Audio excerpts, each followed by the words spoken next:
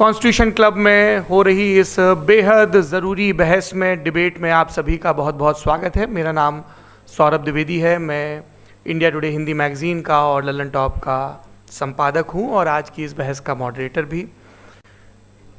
इससे पहले कि ये बहस, जिसका शीर्षक, जिसका टॉपिक है डज गॉड एग्जिस्ट, ये शुरू हो दो विद्वानों के बीच जिनके नाम हैं श्री जावेद अख्तर और श्री मुफ्ती शमाइल नदवी जी, मैं कुछ बुनियादी चीज़ें आप लोगों को बता दूं ताकि ये बहस व्यवस्थित ढंग से चले, वैसे नहीं जैसी बहसों को देखने के हम इन दिनों आदी हो गए हैं। पढ़ी लिखी अकादमिक बहस। इस बहस का प्रारूप कैसा होगा, इसका स्ट्रक्चर कैसा होगा, पहले मैं आपको ये बता देता हूँ। सबसे पहले नौजवान विद्वान मुफ्ती शमाइल नदवी जी 10 मिनट अपनी दलीलें आप लोगों के सामने रखेंगे। उसके बाद जावेद अख्तर साहब 10 मिनट अपनी बात रखेंगे। उसके बाद जिसको हम अंग्रेज़ी में रिबटल कहते हैं, एक जवाबी दौर रहेगा कि आपने जो कहा मैं उससे मुतमईन हूँ कि नहीं हूँ और हमने जो कहा। इसके बाद बहस का राउंड 2 शुरू होगा। दोनों विद्वानों को फिर से 7-7 मिनट का वक्त मिलेगा और इसके बाद रिबटल राउंड 2 होगा 5-5 मिनट का। इसके बाद एक दूसरे से सवाल जवाब होंगे। इसके लिए हमने लगभग 16 मिनट का वक्त तय किया है। अब ये सवालों की प्रकृति पर निर्भर करता है कि कितने सवाल होंगे, इसीलिए हमने वक्त की पाबंदी रखी है। और इसके बाद आखिरी में 5-5 मिनट का वक्त दोनों विद्वानों को एक बार फिर से दिया जाएगा अपने क्लोजिंग आर्ग्यूमेंट के लिए। और उसके बाद जो इस बहस के लिए सबसे ज़रूरी चीज़ है कि आप और हम और इंटरनेट पर देख रहे लाखों करोड़ों लोग, उनके सवाल जवाब होंगे। तो आप लोग जो यहाँ मौजूद हैं, आपके हम कुछ सवाल लेने की कोशिश करेंगे। 30 मिनट का वक्त हमने उसके लिए तय कर रखा है। इस तरह से ये 2 घंटे की बहस पूरी होगी। 2-3 बुनियादी बातें हैं जिनका हमें ध्यान रखना है। किसी भी किस्म की नारेबाजी में हमें शरीक नहीं होना है। ये हल्ला गुल्ला नहीं है, क्योंकि पूरी दुनिया देख रही है, तो एक नज़ीर कायम करनी है, एक उदाहरण लोगों के सामने रखना है कि पढ़े लिखे लोग इत्तेफाकी और नाइत्तेफाकी रखते हुए भी, एक दूसरे से सहमति और असहमति रखते हुए भी बात कह सकते हैं। यहाँ पर मेरे JNU के प्रोफेसर बैठे हैं, पुरुषोत्तम अग्रवाल जी, जिन्होंने हमें क्लास में सिखाया है कि सहमति का साहस और असहमति का विवेक, और इसका ठीक उलट भी, ये बड़ा ज़रूरी है। दूसरी बात, ये किसी एक धर्म के बारे में बहस नहीं है, ये बात सबको स्पष्ट होनी चाहिए। किसी धर्म को महान बताने या किसी धर्म को कमतर बताने की ये बहस नहीं है। तो यदि कोई इस उम्मीद से देख रहा है या यहाँ आया है, तो मैं आपको आश्वस्त करना चाहता हूँ कि आपको नाउम्मीदी हाथ लगेगी। इस बहस में बहुत ज़्यादा धार्मिक प्रतीकों के इस्तेमाल को लेकर भी ये दोनों लोग जो अभी आपको गंभीर दिख रहे हैं, भले लोग हैं, कल शाम को चाय पर मिले थे, बहुत हंसी मजाक भी इनके बीच हुआ था और गलबैयाँ डालते हुए एक तस्वीर भी हुई थी। ये इस बात का प्रमाण है कि इंटरनेट पर जो हल्ला मचा हुआ है उसके मुकाबले ये दोनों लोग बहुत ही अच्छे शांत ढंग से बहस के लिए राज़ी हो गए हैं। ट्विटर की बातें ट्विटर तक सीमित, एलन मस्क आजकल उसको एक्स कहते हैं। और अब इस बहस की शुरुआत, मैं इन विद्वानों का, हालांकि इनको परिचय की ज़रूरत नहीं, पर हो सकता है, हमें पत्रकारिता में सिखाया जाता है कि नेवर अज्यूम, विज्ञान भी यही कहता है। मुफ्ती शमाइल नदवी साहब इस्लामिक विद्वान, शिक्षाविद हैं, कोलकाता के वाहियान फाउंडेशन के संस्थापक हैं, लखनऊ की प्रतिष्ठित दारुल उलूम नदवतुल उलमा से ग्रेजुएशन किया है, सोशल मीडिया और सार्वजनिक मंचों पर अध्यापन और बौद्धिक कामों में सक्रिय हैं और इस समय इंटरनेशनल इस्लामिक यूनिवर्सिटी मलेशिया से PhD कर रहे हैं। अच्छी बात यह है कि पढ़ाई के साथ साथ ट्रैवल ब्लॉग भी बनाते हैं। पेट्रोनस टावर के सामने का ब्लॉग हमने देखा। हमारे साथ जावेद अख्तर साहब हैं। जावेद अख्तर साहब कवि हैं, शायर हैं, गद्य भी लिखते हैं, फिल्मों के लिए संवाद लिखे हैं, गीत लिखे हैं। इससे इतर ये वैज्ञानिक सोच को लेकर या अपने डिक्लेयर्ड एथिज्म को लेकर भी मुखर रहते हैं और अपने तहीं रैशनैलिटी की बात करते हैं। देवियों और सज्जनों, डज गॉड एग्जिस्ट, इस सवाल का जवाब सब अपने अपने तहीं खोजने की कोशिश कर रहे हैं। کوئی اس کو گاڈ ڈیم پارٹیکل کی کھوج بتاتا ہے, کوئی گاڈ پارٹیکل کی کھوج بتاتا ہے, کوئی ہگس بوسان کی کھوج بتاتا ہے, کوئی یہ سوال جواب تلاشنے کی کوشش کرتا ہے کہ ماس ایگزسٹنس میں آخر آیا کیسے, ہوا کیا تھا, سرشٹی کے پہلے, سمے کے پہلے کیا تھا. اور کوئی یہ کہتا ہے کہ یہ ساری کھوجیں جس مستشک میں ہو رہی ہیں پرکرتی کے کرم میں وہ کیسے وکست ہوا. میں امید کرتا ہوں کہ ہم آج ان بنیادی سوالوں کے کچھ جواب حاصل کرنے میں کامیاب ہوں. میں سب سے پہلے منچ پر آمنترت کر رہا ہوں مفتی شمائل ندوی صاحب کو. آئیے سر. جی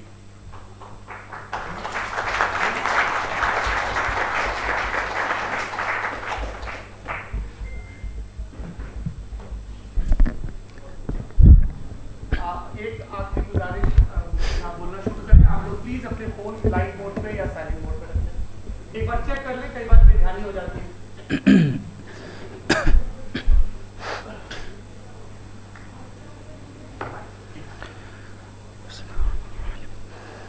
تمام تعریفیں اس کریٹر کے لیے جس نے اس یونیورس کو ایک مقصد کے تحت پیدا کیا ہے. رسپیکٹڈ جناب جاوید اختر صاحب, مسٹر سوربھ دیویدی اور respected audience, thank you all for being here today. آج کی ڈیبیٹ میں چونکہ ہم بات کرنے والے ہیں ڈز گاڈ ایگزسٹ کے ٹاپک پر, تو یہ ایک ایسا ٹاپک ہے جس کے متعلق کوئی بھی ڈیسیجن لینے کے لیے الگ الگ اسٹینڈرڈز ہو سکتے ہیں. لہٰذا ڈیبیٹ کے شروع میں یہ ضروری ہے کہ ہم یہ جان لیں کہ آج کے اس ٹاپک میں کون سا اسٹینڈرڈ صحیح ہوگا اور کون سا غلط ہوگا. سب سے پہلا اسٹینڈرڈ جسے میں سمجھتا ہوں کہ ہمارے رسپیکٹڈ جناب جاوید اختر صاحب بڑی تیزی کے ساتھ اس کی طرف لپکیں گے, وہ ہے سائنس. جبکہ سائنس در حقیقت خدا کے ایگزسٹنس کو ڈائریکٹلی ثابت کرنے یا اس کے ایگزسٹنس کو ڈینائی کرنے کے لیے اسٹینڈرڈ نہیں بن سکتی. اور اس کی وجہ کیا ہے یہ میں نہیں کہہ رہا, یہ وہ لوگ کہہ رہے ہیں جو سائنس کے ایکسپرٹس ہیں. نیشنل اکیڈمی آف سائنس کہتی ہے science doesn't have the processes to prove اور disprove the existence of God. Y? کیونکہ سائنس کا تعلق ایمپیریکل ایویڈنس سے ہے, اور ایمپیریکل ایویڈنسز کا تعلق ہمارے نیچرل اور فزیکل ورلڈ سے ہے, جبکہ گاڈ نان فزیکل اور سپر نیچرل ریالٹی ہے. لہٰذا نان فزیکل ریالٹی کو آپ اس ٹول کے ساتھ نہیں چیک کر سکتے جس کا کام فزیکل ریالٹی کو تلاش کرنا ہے. لہٰذا آج اس ڈیبیٹ میں گاڈ کی ایگزسٹنس کو ثابت کرنے یا اسے ڈینائی کرنے میں سائنٹیفک ایویڈنس کو ایکسیپٹ نہیں کیا جائے گا. دوسرا اسٹینڈرڈ ہو سکتا ہے ریویلیشن, کہ ریویلیشن کے ذریعے ہم یہ ثابت کریں کہ گاڈ ایگزسٹ کرتا ہے یا نہیں. لیکن یہ اسٹینڈرڈ بھی آج ارریلیونٹ ہے. کیوں؟ کیونکہ ریویلیشن میرے نزدیک سورس آف نالج ہے, ویلڈ سورس آف نالج ہے, لیکن ہمارے جاوید اختر صاحب کے نزدیک یہ ویلڈ سورس آف نالج نہیں ہے. لہٰذا آج کی ڈیبیٹ میں ایک بھی ایویڈنس کسی بھی مذہبی اسکرپچر سے نہیں دوں گا تاکہ جاوید اختر صاحب کے لیے وہ ان ایکسیپٹیبل نہ ہو. تیسرا جو معیار ہو سکتا ہے وہ ہے آبزرویشن, کہ بھائی کوئی کہے کہ ہمیں خدا دکھاؤ, اگر ہے تو دکھاؤ, یا یہ کہ خدا کے ایگزسٹنس پر ایمپیریکل ایویڈنس دو, تو یہ ہے در حقیقت غلط ٹول کا استعمال کرنا. یہ ایسا ہی ہے کہ جاوید صاحب مجھ سے یہ مطالبہ کریں کہ مفتی صاحب آپ میٹل ڈیٹیکٹر کے ذریعے پلاسٹک ڈیٹیکٹ کر کے دکھائیں. اب چونکہ پلاسٹک ڈیٹیکٹ نہیں ہو پا رہی ہے لہٰذا plastic does not exist. Know, you are using the wrong tool. Us tool سے پلاسٹک کو ڈیٹیکٹ نہیں کیا جاتا. لہٰذا میں سمجھتا ہوں کہ گاڈ کے ایگزسٹنس پر ایمپیریکل ایویڈنس کا مطالبہ کرنا ایک بچکانہ مطالبہ ہے, اور ہمارے رسپیکٹڈ جناب جاوید اختر صاحب اس اسٹیج سے اب بہت آگے نکل چکے ہیں. اب بچتا ہے ایک ہی اسٹینڈرڈ, اور وہ اسٹینڈرڈ ہے عقل, لاجک, ریزننگ. اور یہی وہ اسٹینڈرڈ ہے جس کے تحت گاڈ کی ایگزسٹنس کو ثابت کیا جائے گا یا گاڈ کی ایگزسٹنس کو ڈینائی کیا جائے گا. لیکن چونکہ یہ بہت امپورٹنٹ اور سینسٹیو ٹاپک ہے, اس لیے لاجیکل آرگیومنٹ بھی ایسا ہونا چاہیے جو ڈیفینیٹو ہو, انڈیفینیٹو نہ ہو, جو 2 اور 2 4 کی طرح بالکل واضح ہو, جسے لاجیکلی ریجیکٹ کرنا پاسبل نہیں ہو. فار ایگزامپل ہم کہیں ہمارے رسپیکٹڈ مسٹر سوربھ صاحب یہ ایک انسان ہے اور تمام انسان کانشیس بینگ ہے, لہٰذا نتیجہ کیا نکلا؟ ہمارے سوربھ صاحب بھی کانشیس بینگ ہیں. کیا یہ انڈیفینٹ آرگیومنٹ ہے یا ڈیفینٹ آرگیومنٹ ہے؟ یہ ڈیفینٹ آرگیومنٹ ہے. یہ 2 اور 2 کی طرح واضح ہے. اس میں کسی طرح جو ہے لاجیکلی اس کو ریجیکٹ نہیں کیا جا سکتا. تو اگر آج ہمارے جاوید اختر صاحب ایسی کوئی عقلی دلیل اور لاجیکل ایویڈنس دیں خدا کے نہ ہونے پر جو ڈیفینٹ بھی ہو, تو میں یہ اعلان کرتا ہوں کہ یقیناً میں اس ایویڈنس کو قبول کروں گا اور اس پر غور کروں گا. لیکن ساتھ میں یہ بھی اعلان کر دیتا ہوں پریڈکشن کے طور پر کہ ایسا کوئی ڈیفینٹ آرگیومنٹ کوئی نہیں پیش کر سکتا. دلیل ہم دیں گے اور ڈیفینیٹو دلیل دیں گے, لاجیکل دلیل دیں گے, ایسی دلیل دیں گے جو انٹائر ایتھیسٹک ورلڈ اسے ریفیوٹ نہیں کر سکتی. چلیں اب ہم ایک ایگزامپل سوچتے ہیں, ایک سینیریو, سمپل سینیریو, تمام آڈینس سے گزارش ہے. ہم اور آپ ایک آئسولیٹڈ آئیلینڈ پر ہیں, ایسا آئیلینڈ جہاں پہ ہم سے پہلے کوئی کبھی نہیں گیا. چلتے چلتے آپ کے سامنے اچانک آپ نے دیکھا ایک پنک کلر کی بال پڑی ہوئی ہے. سب سے پہلا سوال آپ کے ذہن میں کیا آئے گا کہ یہ بال یہاں کیوں آئی, کیسے آئی, یہ پنک کلر کی ہی کیوں ہے, کوئی اور کلر بھی ہو سکتا تھا, یہ اسی شیپ میں کیوں ہے, کوئی اور شیپ بھی ہو سکتا تھا. نیچرلی آپ اس طرف پہنچیں گے کہ کوئی نہ کوئی ہے جس نے ان اسپیسیفک پراپرٹیز کے ساتھ اس بال کو بنایا ہے اور یہاں پہ رکھا ہے. چونکہ آپ جانتے ہیں کہ یہ جو بال ہے اس کا ایگزسٹ کرنا ضروری نہیں ہے. یہ ایگزسٹ کر بھی سکتی تھی, نہیں بھی کر سکتی تھی, اور ایگزسٹ کرنا ہی تھا تو کسی اور فارم میں کرتی, کسی اور کلر میں کرتی. اب آپ اس بال کو ایکسپینڈ کرتے چلے جائیں, ایکسپینڈ کرتے چلے جائیں, ایکسپینڈ کرتے چلے جائیں, یہاں تک کہ یہ بال یونیورس کے سائز کی ہو جائے. بتائیے کہ کیا سائز کے بڑھ جانے سے سوال بدل جائے گا؟ ہرگز نہیں بدلے گا. ابھی بھی سوال رہے گا, یہ یونیورس کہاں سے آیا, ان اسپیسیفک پراپرٹیز کے ساتھ کہاں سے آیا, کیوں آیا, کس نے بنایا. یہ سوال اس وقت بھی ویلڈ رہے گا. لیکن یہ سوال اگر ہم جناب جاوید اختر صاحب سے کریں تو چونکہ ان کا ورلڈ ویو ایتھیسٹک ہے, اور صرف ان کا نہیں, مطلب جتنے بھی ایتھیسٹ ہیں اور ایتھیسٹک ورلڈ ویو کو رکھنے والے سے اگر آپ یہ سوال کریں کہ یہ یونیورس کہاں سے آیا, تو ان کا جواب یا تو آرگیومنٹ فرام اگنورنس ہوگا یا ڈوگمیٹک ہوگا. یا تو یہ کہیں گے کہ مجھے نہیں پتا کہ یہ کہاں سے آیا, لہٰذا گاڈ ڈز ناٹ ایگزسٹ, یہ آرگیومنٹ فرام اگنورنس ہے. یا یہ کہیں گے کہ یہ یونیورس خود بخود بن گیا. اس کا مطلب یہ ہے کہ اس بال کو بھی خود بخود بن جانا چاہیے, لیکن بال کے تعلق سے یہ ایکسپلینیشن ایکسیپٹ نہیں کی جائے گی کہ یہ خود بخود بن گئی, لیکن یونیورس کے تعلق سے کر دیا جائے گا. اسے ہم دوسرے الفاظ میں ڈوگما بھی کہہ سکتے ہیں. دوسری چیز, ہمارے جاوید اختر صاحب ضرور گاڈ آف گیپس کی مثال بھی ضرور دیں گے, اور مثال دیں گے کہ پہلے زمانے میں بجلیاں کڑکتی تھی تو لوگوں نے کسی ایک خدا کی طرف, اور بارش ہوتی تھی تو دوسرے خدا کی طرف منسوب کر دیا, ان کے پاس دلیل نہیں تھی. یہ ہمارا ورلڈ ویو ہے ہی نہیں, یہ ہمارا ورلڈ ویو ہے ہی نہیں, کیونکہ نیچرل فینومینا کے پروسیس کی انٹرپریٹیشن کو جان لینے سے یہ کہاں سے ثابت ہو گیا کہ گاڈ ایگزسٹ نہیں کرتا ہے. اس پر میں انشاءاللہ ابھی آگے بات کروں گا. آپ حضرات یہ بھی دیکھیں گے, اور میں یہ ایکسپیکٹ کرتا ہوں کہ ہمارے رسپیکٹڈ جناب جاوید اختر صاحب ضرور ایموشنل آرگیومنٹس بھی دیں گے, جو کہ ایک لاجیکل فیلیسی ہے جب بات آتی ہے ٹروتھ کو ڈیسائیڈ کرنے میں. کیوں؟ مثال کے طور پر وہ کہیں گے کہ اگر گاڈ ہے تو ایول کیوں ایگزسٹ کرتا ہے, جبکہ میں کہتا ہوں ایول کا ایگزسٹ کرنا گاڈ کے ایگزسٹ کرنے کی دلیل ہے, اس کے خلاف نہیں ہے. چونکہ اگر گاڈ ہے تو ہم سب اس کے سامنے اکاؤنٹیبل ہیں, اور اگر ہم اکاؤنٹیبل ہیں تو اکاؤنٹیبلٹی کے لیے ایول کا موجود ہونا ضروری ہے, اس کے بغیر ہم اکاؤنٹیبل نہیں ہو سکتے. اور اگر ہم اکاؤنٹیبل نہیں ہیں تو ہم جناب جاوید اختر صاحب سے پوچھیں گے کہ آپ بتائیں کہ پھر سفرنگ اس دنیا میں کیوں ہیں؟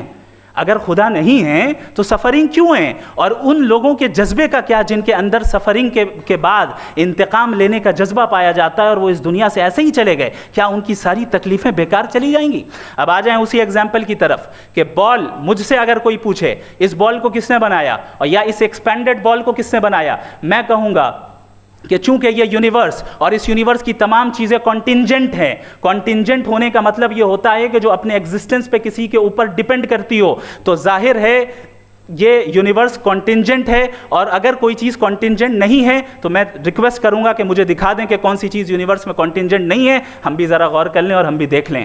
اور جب کانٹینجنٹ چیزیں موجود ہیں تو فلاسفرز کی اصطلاح کے مطابق, ہم اس ٹرمینالوجی کے مطابق, ہم اس جگہ تک پہنچتے ہیں اور اس ہستی تک پہنچتے ہیں جسے نیسیسری بینگ کہا جاتا ہے, کہ یہ وہ نیسیسری بینگ ہے جس کا موجود نہ ہونا ناممکن ہو. چونکہ اگر یہ موجود نہ ہو تو ساری چیزیں ایگزسٹنس میں آئیں گی ہی نہیں, اور یہ ساری کنٹینجنٹ چیزیں اسی کے اوپر ڈپینڈ کرتی ہیں. اب اگر آپ یہ سوال کرتے ہیں کہ پھر اس ہستی کو کس نے بنایا, پھر اس کا کاز کیا ہے, پھر اس کا کاز کیا ہے, پھر اس کا کاز کیا ہے, اور اینڈلیسلی چلے جائیں, اسے ہم کہتے ہیں انفینٹ ریگریس آف کازز, جو کہ لاجیکل فیلیسی ہے. کانسیپچولی انفینٹی پاسبل ہے. مثال کے طور پہ نیومیریکلز 1 2 3 گنتے چلے جائیں, انفینٹ نمبرز ہیں. میں کانسیپچولی بات نہیں کر رہا, پریکٹیکلی ریالٹی میں ثابت کر کے دکھائیں کہ infinite regress of causes possible ہیں یا نہیں. اگر پاسبل ہیں تو ہم مان لیں گے, مثال دے دیں, اور پاسبل نہیں ہے تو ایک ہی آپشن بچتا ہے جسے ہم کہتے ہیں نیسیسری بینگ. ایسی نیسیسری بینگ جو انڈیپینڈنٹ ہے, چونکہ اگر وہ ڈیپینڈنٹ ہوئی تو وہ نیسیسری نہیں رہے گی. ایسی انڈیپینڈنٹ بینگ جو اٹرنل ہے, اگر وہ اٹرنل نہیں ہوگی, اس کی بگننگ ہوگی تو وہ خود کانٹینجنٹ ہے. ایسی بینگ جو پاورفل ہے, کیونکہ کانٹینجنٹ کو ایکچوالائز کرنے کے لیے پاور چاہیے. ایسی بینگ جو انٹیلیجنٹ ہے اور نالجبل ہے, کیونکہ یہ یونیورس اسپیسیفک فارم اور اسپیسیفک لاز آف نیچر کے تحت پریسائزلی چل رہا ہے. Thank you. تھینک یو مفتی صاحب. میں ان دلیلوں کے بعد جاوید اختر صاحب سے گزارش کروں گا, آپ بیٹھ کے بولنا چاہیں گے یا وہاں؟ جی.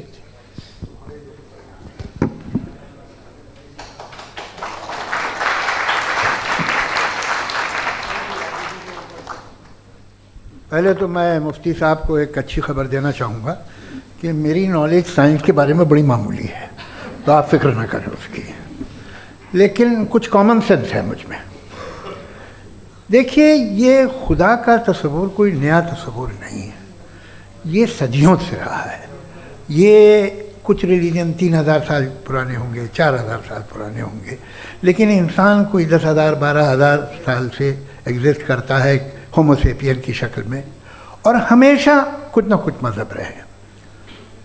یہ مذہب جاہلوں کے نہیں تھے, یہ مذہب ایک ایسی گریک سوسائٹی کے تھے جہاں بڑے بڑے فلاسفرز پیدا ہوئے. یہ مذہب ایجپشینز کے تھے جنہوں نے پیرامڈز بنائے تھے. یہ رومنز کے تھے کہ جن کا آرکیٹیکچر اور سینٹ یعنی پہلی بنیاد ڈیموکریسی کی لمیٹڈ تھی مگر ڈیموکریسی تھی, یہ ان لوگوں نے کیے تھے. تو ان کا جو جوپیٹر تھا, را تھا, زیوس تھا, انہیں اس پہ اتنا ہی اعتماد تھا جتنا آج کسی مذہبی آدمی کو اپنے خدا پہ ہوگا. کرسچینٹی آنے سے پہلے یورپ میں ایک مذہب تھا جرمینک ریلیجن. اس کا ایک خدا تھا, اس کی ایک بیوی تھی, اس کے 2 بیٹے تھے, ایک بیٹی تھی. پھر جرمنی میں جب یورپ میں کرسچینٹی آئی تو وہ خدا, اس کی بیوی اور پورے خاندان چلا گیا. تو اگر ہم ہسٹری دیکھیں تو خدا جو ہیں وہ زیادہ تر فانی ہیں, وہ ہمیشہ رہے نہیں. اور وہ جو لوگ انہیں مانتے تھے ان کو آپ کہیں وہ تو جاہل تھے, انہیں تو کچھ پتہ ہی نہیں تھا. ایسا نہیں ہے, وہ اپنے وقت میں بڑے قابل لوگ تھے اور اپنے وقت میں انہوں نے بڑے بڑے کام کیے ہیں. فلاسفرز تھے, سائنٹسٹ تھے, لیکن ان کا مذہب کہاں گیا, ان کے خدا کہاں گئے؟ آج جو خدا ہیں دنیا میں لوگ انہیں مانتے ہیں. آپ کو کیا معلوم کہ کتنے برسوں کے بعد کیا ہونے والا ہے؟ ہم یورپ میں دیکھتے ہیں تو چرچ خالی ہیں. تو وقت کے ساتھ چیزیں بدلتی ہیں. جہاں تک اس کا تعلق ہے مذہبوں کا, ہر مذہب آپ سے ایک چیز مانگتا ہے, فیتھ. یہ فیتھ کیا چیز ہوتی ہے؟ What is the difference between faith and belief? یہ تو بہت ہی احمقانہ بات ہوگی کہ کوئی آدمی کہے صاحب اگر خدا ہے تو مجھے دکھائیے. یہ تو جاہلانہ بات ہوئی. میں نے تو نارتھ پول نہیں دیکھا ہے مگر میں مانتا ہوں کہ نارتھ پول ہے. میں کیوں مانتا ہوں؟ اس لیے کہ اگر یہ دنیا راؤنڈ ہے تو اس کا کوئی ٹاپ ہوگا. کچھ لوگ ہیں جو وہاں گئے بھی ہیں, کامن سینس کہتا ہے کہ ایسا ہوگا, ثبوت ہے, گواہ ہے, ریزن ہے. تو یہ میرا فیتھ نہیں ہے. تو فیتھ میں اور بلیف میں ڈفرنس کیا ہے؟ جو مذہب مانگتا ہے آپ سے, ہر مذہب فیتھ مانگتا ہے. فیتھ کا مطلب یہ ہے کہ نہ کوئی گواہ ہو, نہ کوئی ثبوت ہو, نہ کوئی ریشنل ہو, نہ کوئی لاجک ہو, نہ کوئی پروف ہو, مگر تم ایک بات کو مانو. یہ ہے فیتھ. ورنہ بلیف ہوتا. اگر اس میں کچھ بھی ثبوت ہوتے، گواہ ہوتے، تو پھر اسے آپ بلیف کہتے ہیں. جیسے میرا بلیف ہے کہ نارتھ پول ہے، میرا فیتھ تھوڑی ہے. فیتھ ان تمام شرطوں کو رد کرتا ہے. تو پھر اسٹوپیڈیٹی کیا ہے؟ اگر میں ایک بات ایسی مانوں جس کی نہ کوئی لاجک ہے، نہ کوئی ریشنل ہے، نہ کوئی پروف ہے، نہ کوئی گواہ ہے، نہ کوئی ثبوت ہے، اور میں اسے مانوں، تو یہ اسٹوپیڈیٹی ہوئی.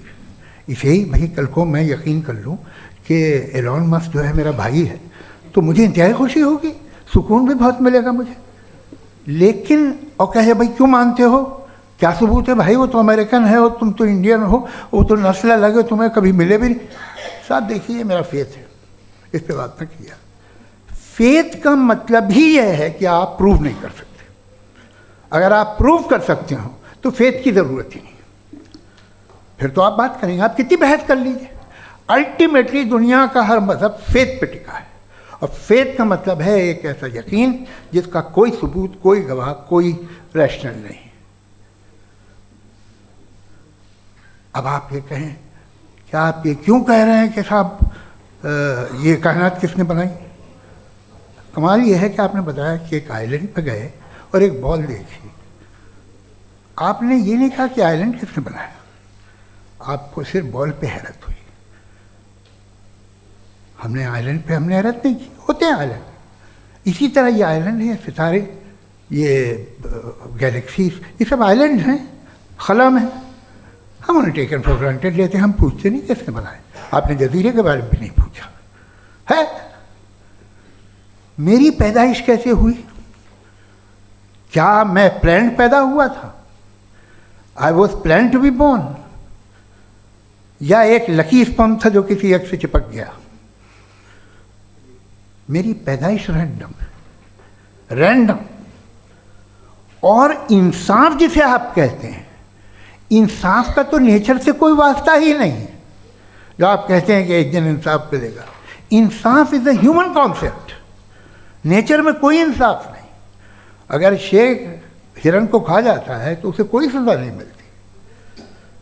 اگر ایک آندھی آتی ہے اور ہرے بھرے پیڑوں کو اکھاڑ کے پھینک دیتی تو آندھیوں کی جیل نہیں ہوتی ہے.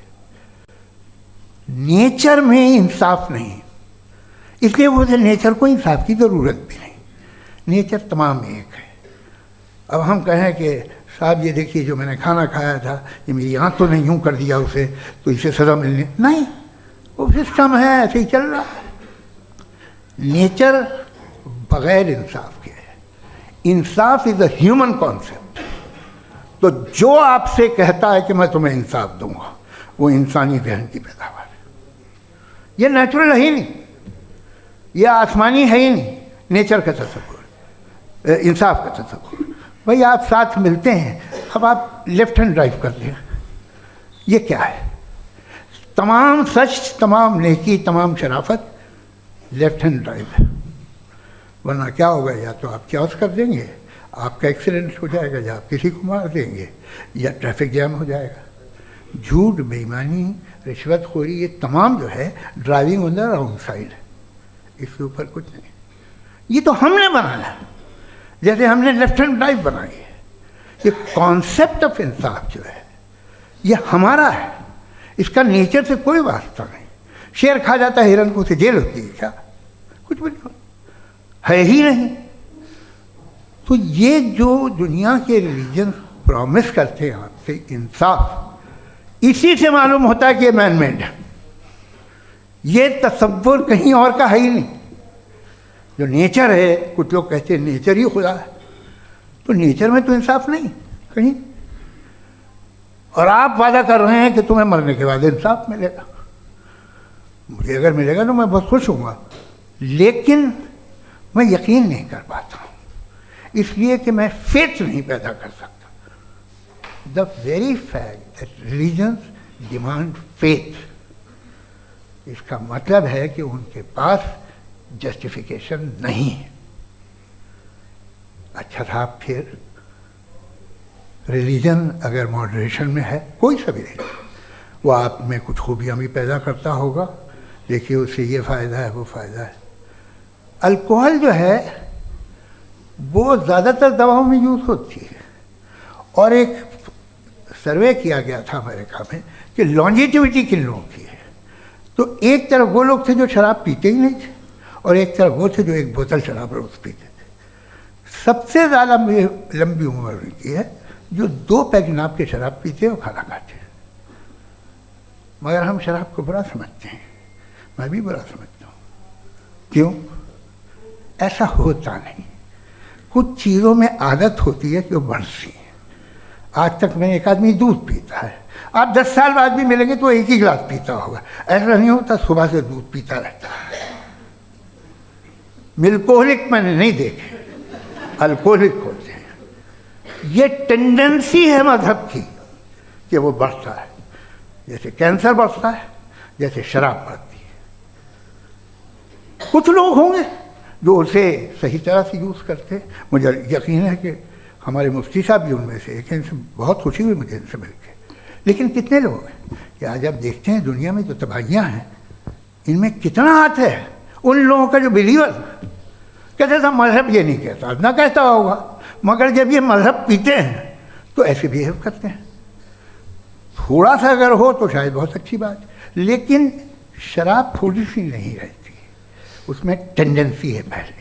تھوڑا سا اگر 2-3 کینسر کے سیل ہو نا باڈی میں تو آدمی سم رہے گا, لیکن وہ 2-3 سیل نہیں رہتے, وہ ملٹیپلائی ہوتے ہیں. جاوید صاحب ٹائم پورا ہو گیا. ٹائم ہو گیا تو بس بات ختم ہو گئی. اچھا مجھے کچھ اور کہنے کو تھا بھی نہیں.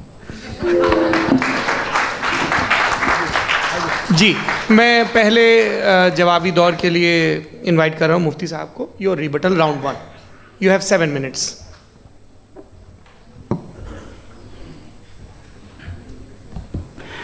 Thank you very much Javed صاحب. آپ کی بات کو سن کر بڑے محظوظ ہوئے ہیں ہم لوگ. محظوظ, do you understand? We enjoyed. Okay, اب تھوڑا سا لاجیکلی اس کو ہم لوگ دیکھتے ہیں. دراصل ہم لوگوں نے کل گزارش کی تھی مفتی صاحب سے بھی, جاوید صاحب سے بھی, کہ ہندوستانی زبان عام فہم سب کو سمجھ میں آ جائے, اور جہاں کہیں آپ مشکل شبد استعمال کریں وہاں بتاتے بھی چلیں. Thank you.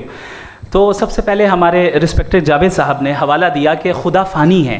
کتنے مذہب آگے چلے گئے, کسی نے جوپیٹر کو خدا مانا, کسی نے کسی کو مانا. میں کہتا ہوں جس نے کانٹینجنٹ چیز کو خدا مانا, غلط مانا, وہ خدا ہی نہیں, وہ خدا ہی نہیں ہے. ہم تو نیسیسری بینگ کو ثابت کرنے بیٹھے ہیں, وہ نیسیسری کاز جو ایٹرنل ہے, جو ابدی بھی ہے اور ازلی بھی ہے. ہم کسی اور کو ثابت کرنے نہیں بیٹھے. دوسری چیز انہوں نے کہا کہ فیتھ اینڈ بلیف, یہ ایک ایسی ڈیفینیشن ہے فیتھ کی جو انہوں نے پہلی مرتبہ پیش کی ہے, یا معاف کیجیے گا انہوں نے پہلی مرتبہ پیش نہیں کی ہے, رچرڈ ڈاکنز نے پہلی مرتبہ پیش کی ہے. مجھے معلوم ہے یہ سورس کہاں سے ہے. ایپسٹیمولوجیکلی فیتھ اور بلیف کا فرق آپ اس طرح نہیں کر سکتے سر. فیتھ صحیح بھی ہوتا ہے, غلط بھی ہوتا ہے. بلیف صحیح بھی ہوتا ہے, غلط بھی ہوتا ہے. جو لاجک, ریزن اور ایویڈنس سے بیکڈ ہوگا وہ فیتھ صحیح ہوگا. اور آپ جس فیتھ کی بات کر رہے ہیں کہ ان لاجیکل ہے اور اس کے پیچھے نہیں ہے, تو we are on the same page. ہم نہیں مانتے اس فیتھ کو. جو فیتھ ایسا ہو جس کے پیچھے کوئی لاجک نہ ہو, ایویڈنس نہ ہو, ہم نہیں مانتے. ہم تو اس فیتھ کے قائل ہیں جس کے پیچھے لاجک ہو اور ایویڈنس ہو. تو بلیف صحیح بھی ہوتا ہے, غلط بھی ہوتا ہے, فیتھ بھی صحیح ہوتا ہے اور غلط بھی ہوتا ہے. تو آج فیتھ اور بلیف کے ڈفرینس پہ بات نہیں ہو رہی ہے. آج آپ چاہے فیتھ ایکسیپٹ کر لیں یا بلیف ایکسیپٹ کر لیں, آج یہ بات ہوگی کہ ٹروتھ کیا ہے. چاہے ٹرو بلیف صحیح ہے یا ٹرو فیتھ صحیح ہے, اور فالس فیتھ کیا ہے اور فالس بلیف کیا ہے, بات اس پہ ہو رہی ہے. دوسری چیز انہوں نے پوچھا اسٹوپیڈیٹی پھر کیا ہے. اگر فیتھ ریلیجن اسٹوپیڈیٹی نہیں ہے تو اور کیا ہے؟ چونکہ فیتھ کا مطالبہ کرتے ہیں تو اسٹوپیڈیٹی کیا ہے؟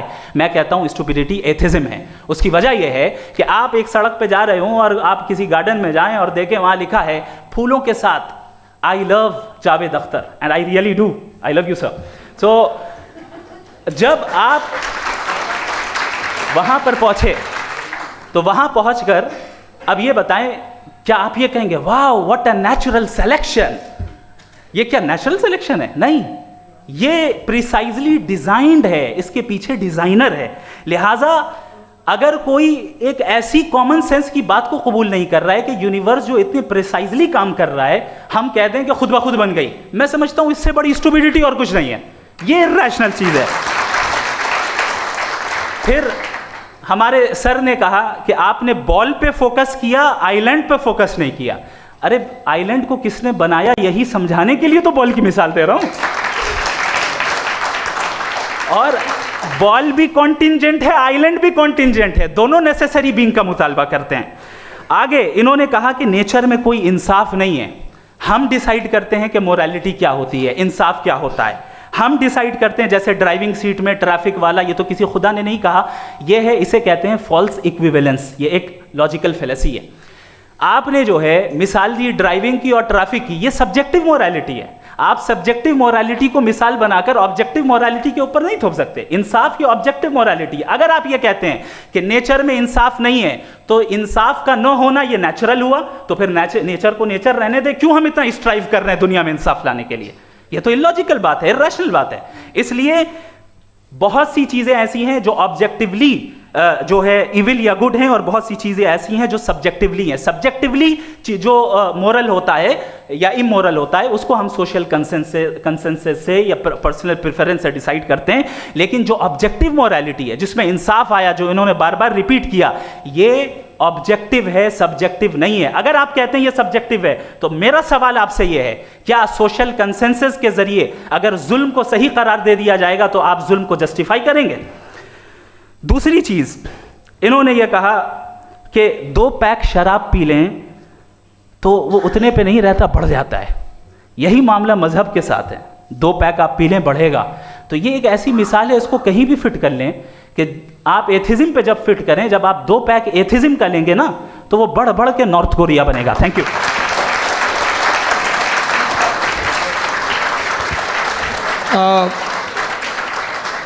فرسٹ راؤنڈ کے ریبٹل کے لیے میں جاوید صاحب کو انوائٹ کر رہا ہوں. آپ کے پاس 7 منٹ کا وقت ہے, ریسیٹ کر دیجیے گا پلیز.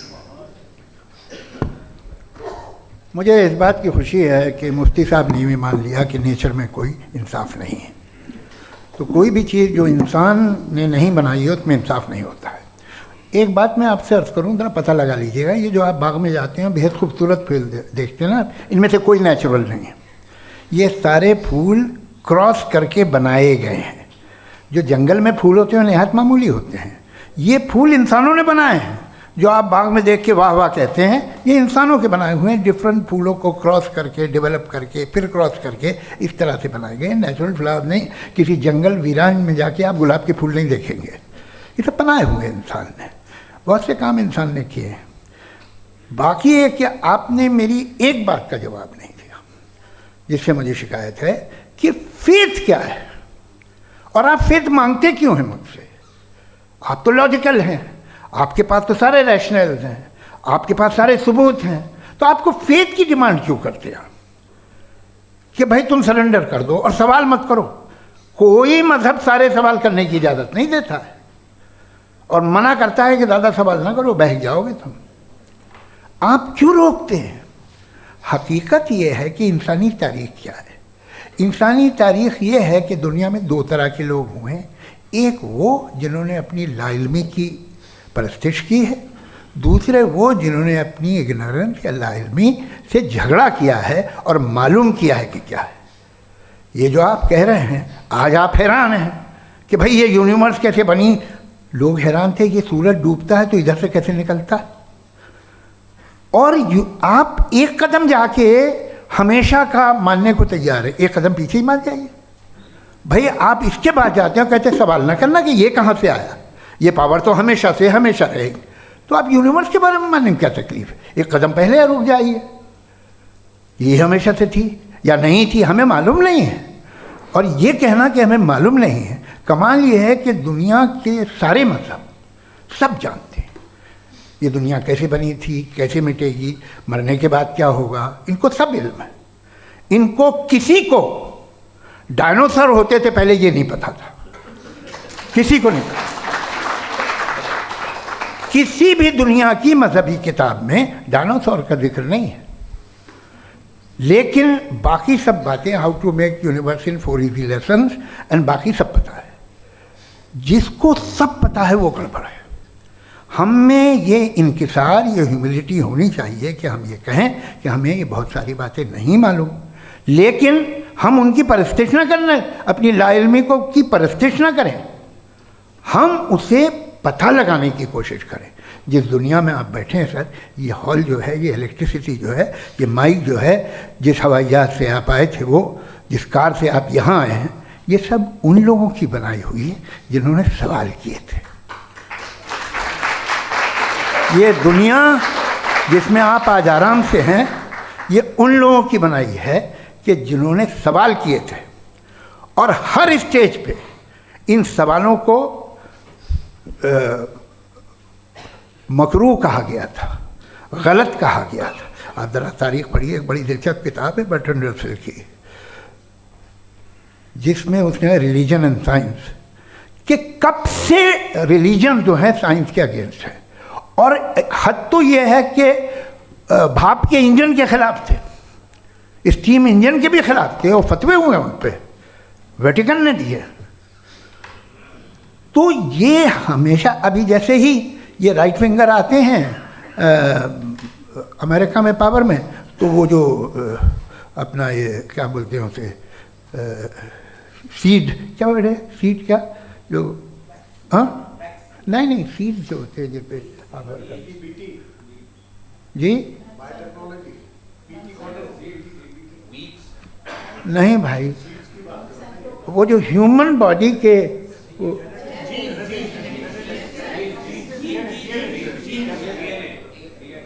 اس پہ ریسرچ بند ہو جاتی ہے, ریپبلکن نہیں کرنے دیتے. ارے بھائی اتنا ڈر کیا ہے تمہیں؟ ایک زمانے میں بہت ناراض تھے یہ سارے مذہبی لوگ کہ یہ انسان تو انسان بنانے کی کوشش کر رہا ہے. آپ کو کیا تکلیف بھائی, بنا لے تو بنا لینے دو, یہ خوف کیا ہے؟ اور یہ سب آج جو آپ کہہ کر رہے ہیں ناممکن ہے, یہ کیسے ہوا؟ مجھے ایک قصہ یاد آتا ہے. جب میں 6ٹھی کلاس میں تھا تو میں میتھمیٹکس میں بہت ویک تھا, تو ایک ٹیچر رکھ دیا گیا, اس نے 1 2 3 4 5 6 7 تو سکھا دیا مجھے. وہ دن میں بھول نہیں سکتا ہوں مفتی صاحب, جس دن اس نے یہ بتایا کہ 1/2 کیا ہوتا ہے اور 3/4 کیا ہوتا ہے. مجھے ایسا لگا کہ میرا سر بیچ سے پھٹ جائے گا. یہ آدمی کہہ رہا ہے کہ جو دیوار کے اندر جاؤ واک کرتے ہوئے. آج ہنستا ہوں میں اس بات پہ. تو آج جو باتیں آپ کے ذہن سے بالکل پرے ہیں اور آپ حیران ہوتے انہیں دیکھ کے, ایک وقت آئے گا کہ معمولی لگیں گے. اور ہوا ہے, آپ کی انسانی تاریخ ہی ہے. اتنی جلدی سارے فیصلے آپ مت کر لیجیے, تھوڑا یہ ہیوملٹی رکھیے کہ بھئی یہ ہمیں نہیں معلوم. یہ کہنے میں کیا آ رہا ہے؟ یہ یونیورس کہاں تک پھیلی, یہ کب سے ہے اور کب تک رہے گی, ہمیں نہیں معلوم. آپ نے فیصلہ کر لیا کب بنی. یہ آپ کے حساب سے کوئی 14 بلین ایئرز بنی جو سمجھا جاتا ہے. اس سے پہلے ہزاروں کروڑوں اربوں سال تک خدا بیٹھا کیا کر رہا تھا؟ خاموش بیٹھا تھا, ایسے ہی جمائیاں لے رہا تھا. پھر اسے آئیڈیا ہے یار ایک کام کرتے, وقت اچھا گزر جائے گا, یونیورس بناتے ہیں. سوچیے, وہ تو ہمیشہ سے ہے نا, مگر یونیورس ہمیشہ سے نہیں ہے, یہ تو بنائی گئی ہے. اور اس سے پہلے کیا تھا, ان کا کیا کام تھا؟ کیسی بات ہے, یہ بڑا آسان ہے. جو بات ہمیں آج دھیرے دھیرے پتہ چلی ہے, برسوں 2000 اور 2500 سال پہلے آپ کو کسی نے بتا دیا کہ کیا تھا, آپ مان گئے, اور تب سے وہی مان رہے ہیں جو 2500 سال پہلے کہا گیا تھا. سب کچھ بدل گیا ہے, سالو ہو رہی ہیں چیزیں. ابھی سائنس بالکل دعویٰ نہیں کرتی, یا کوئی فلاسفر یہ دعویٰ نہیں کرتا کہ ہمیں سب معلوم, بلکہ وہ کہتا ہے کہ ہمیں جتنا معلوم ہوتا ہے اس سے یہ معلوم ہوتا ہے کہ ہمیں کتنا کم معلوم.